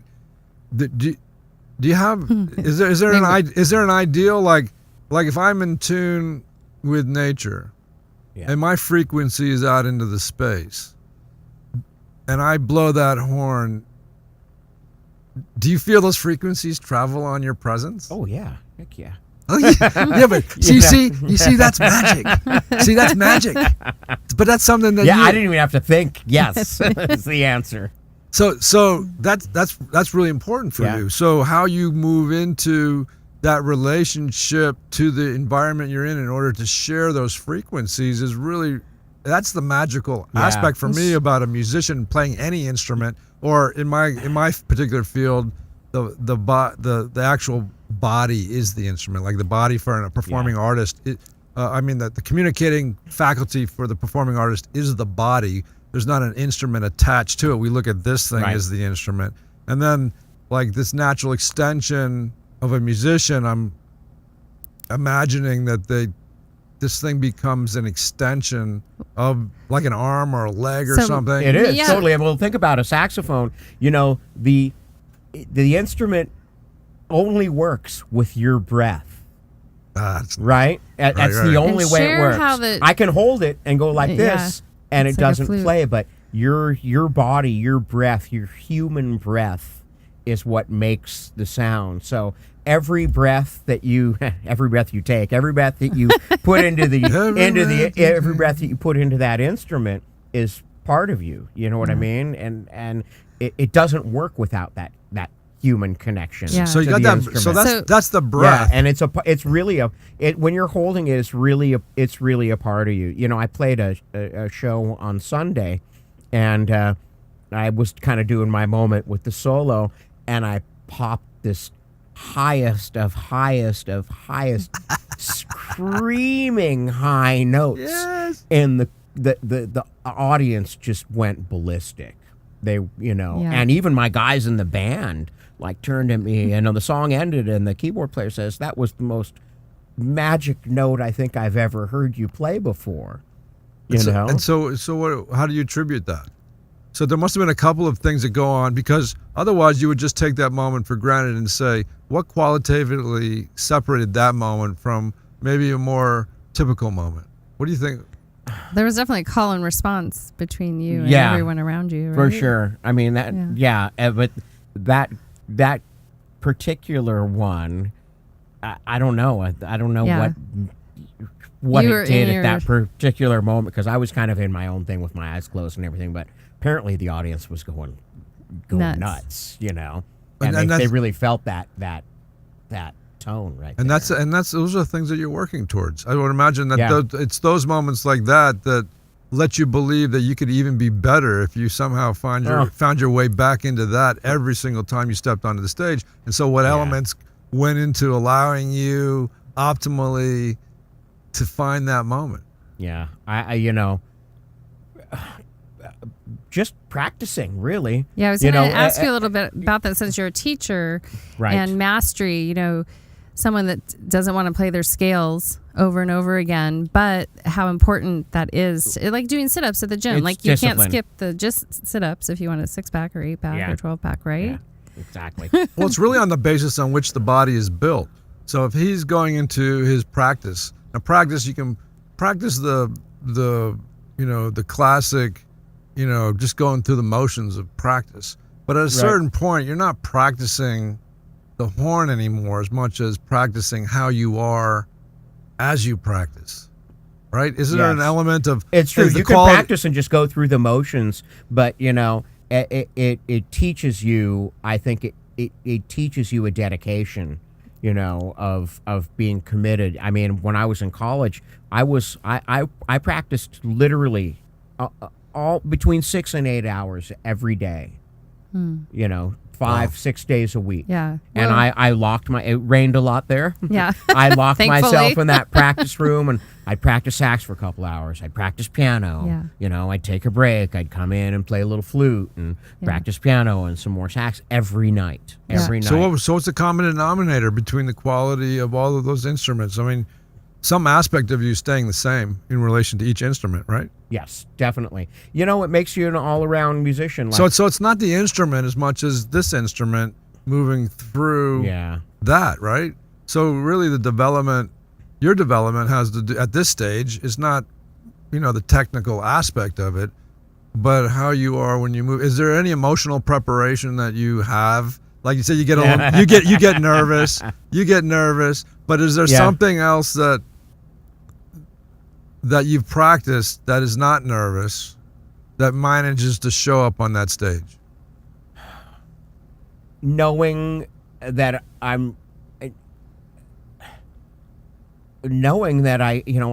for goodness sakes, I get to play my horn in front of people and make people That's feel exciting. good. That's right, you do. Yeah. I Well, mean, how blessed is that? Right there. Yeah. I mean, and isn't the I like my friction- day job. Yeah. That's good. Yeah. Yeah.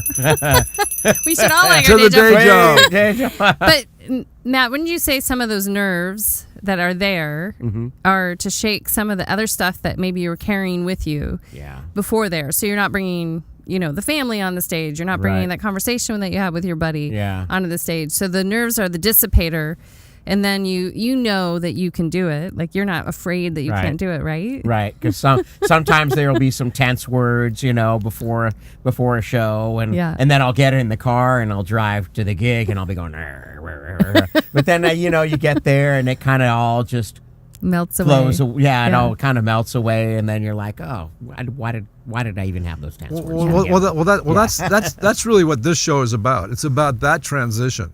And it's about how we take that stress and then we transform it into something higher or something better. And I guess you're, because of your repetitive being on stage continually, you get to do that continually. I mean, that's I guess as well, when you come off a show and it's been really well, you're carrying a certain vibration with you home with you, and it might last a couple 3 days, right? If you're really in the zone. I can never sleep after a good show, never. And a lot of times, if I do a show when it's late and you've got that energy, you got that adrenaline, and you come home and you just can't sleep, Lights on, it's a party. Right. Yeah. It's an adrenaline. Yeah. Well, For sure. how beautiful is that? I mean, if you can, like, let's say I work a regular job. What could you bestow upon somebody who has to go to a 9-to-5er, Right. and basically how they're seeing that 9 to 5, and how do they walk out of that job energized? You're practicing for 8 hours. You're on stage for a couple 3 hours. Sometimes you're coming out of there energized. Wouldn't it be great to be able to go to work and not come home tired? Yeah. And Pumped up. so there must be an aspect there that's opening up to allow this energy to move through you as really freely, in order to have that to be jazzed like that. I mean, what is it? What is that? That is an excellent question. What would make me feel that good about doing that?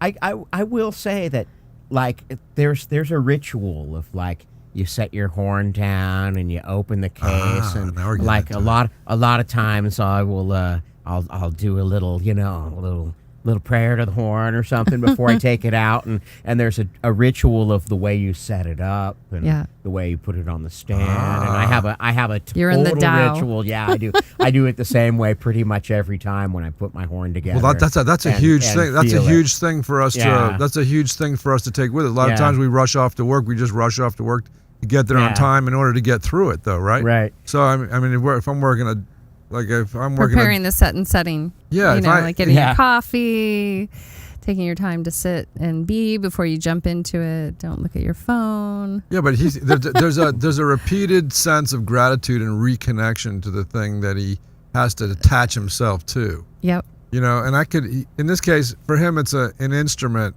that he's working with. But for, maybe it's a guy who works as a mechanic. He's got all his tools. He's got all his stuff that he's got to walk into. He's got to go in and he's got to navigate a space. Well, those are special.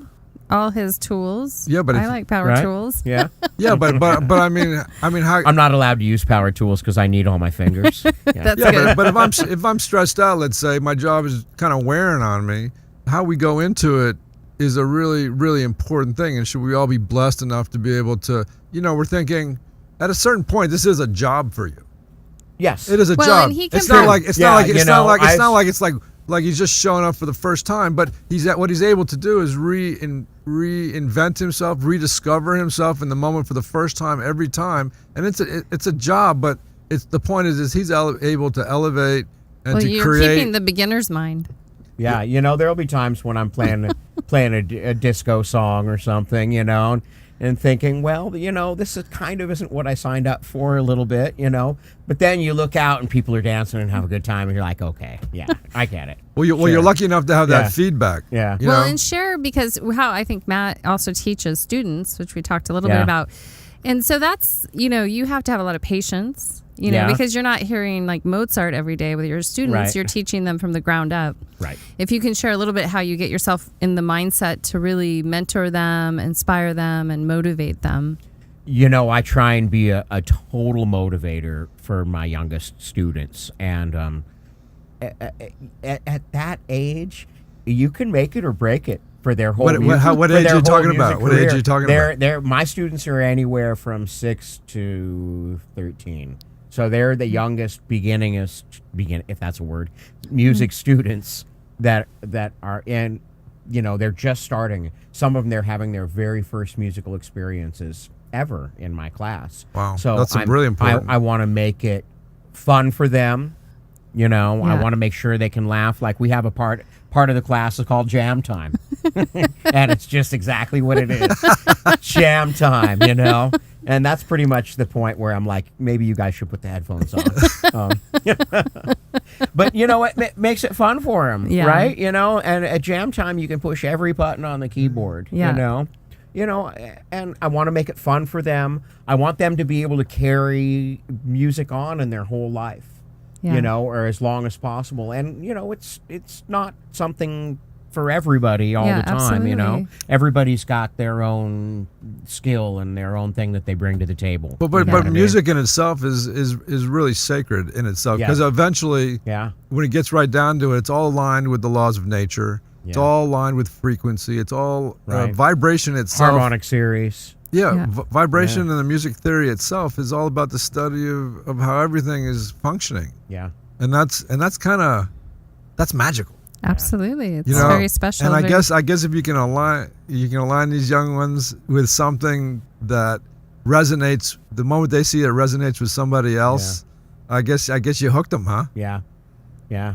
And I've had some students go into some great places. I had one of my students found me on social media, and I had given him his very first music lessons at 6.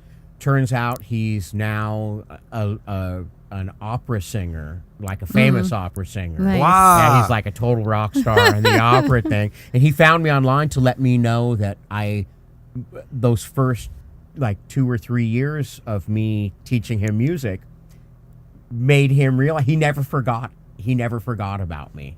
Yeah. And I mean, when I found that one out, I mean, that melted me right there. Yeah. And we're still, now we're friends online, Yeah. Yeah. Well, you And made an impression he's on killing. both of my children. You taught them how to play the keyboard, Right. and both have continued to take what you taught them and are inspired to even Love teach that. themselves. Keswick's Yeah. playing the guitar, keyboard. So all Matt those Kalin, things. we got 1 minute left with you. Mm-hmm. What would you like to share? What would I like anything to else share? in the last moment? Music is amazing, and it's something that brings you emotions of love and of joy and of sadness and introspectiveness, and it's something that just It moves us all. It moves us all. And, I'm super grateful to be able to convey that to people through performance and through teaching and through recordings and through just hanging out, jamming with some friends in the jungle. I love it. I want to be in the jungle. Yeah. So That's Matt Kalin, Yeah. everybody. That's Matt Kalin. Where can we find you? you can find me on Instagram at Matt_Kalin. You can also check out ManuelTheBand.com and Manuel the Band on Instagram. And you guys as well. are playing this Saturday. This Saturday at the Music Tastes Good Festival here in Long Beach. The Music Tastes Good 1:30. Festival here in Long Beach, Yep. people, at 1:30. Find this man. Roll it, Thomas. Roll the end. Thank you, guys.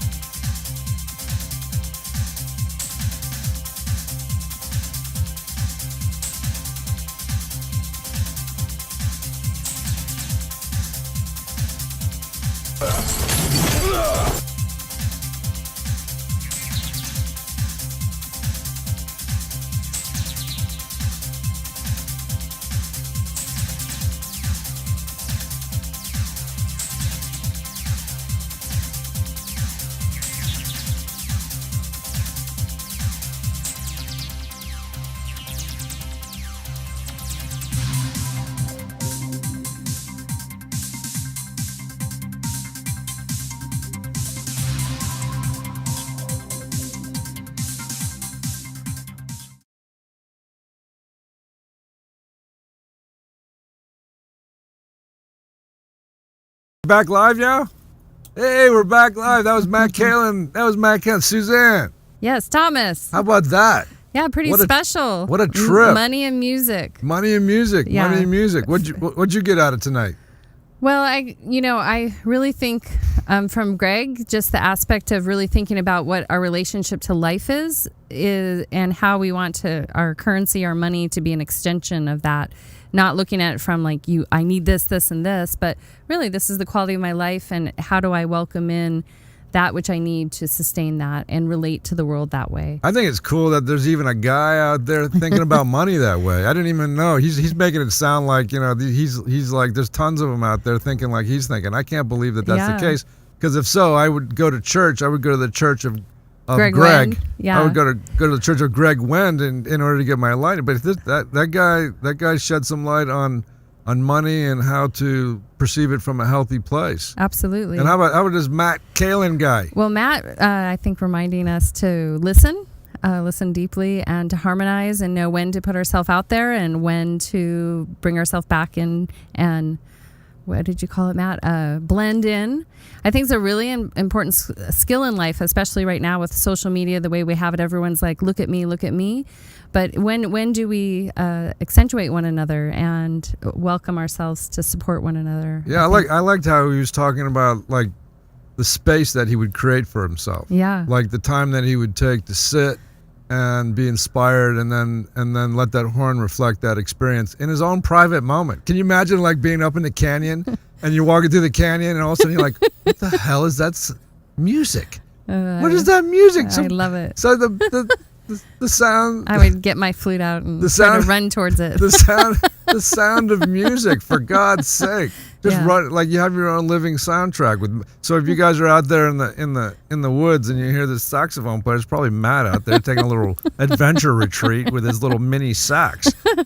I mean that was really inspiring, and especially for any musicians that aspire just to take it on a day-to-day basis and be patient with your own growth and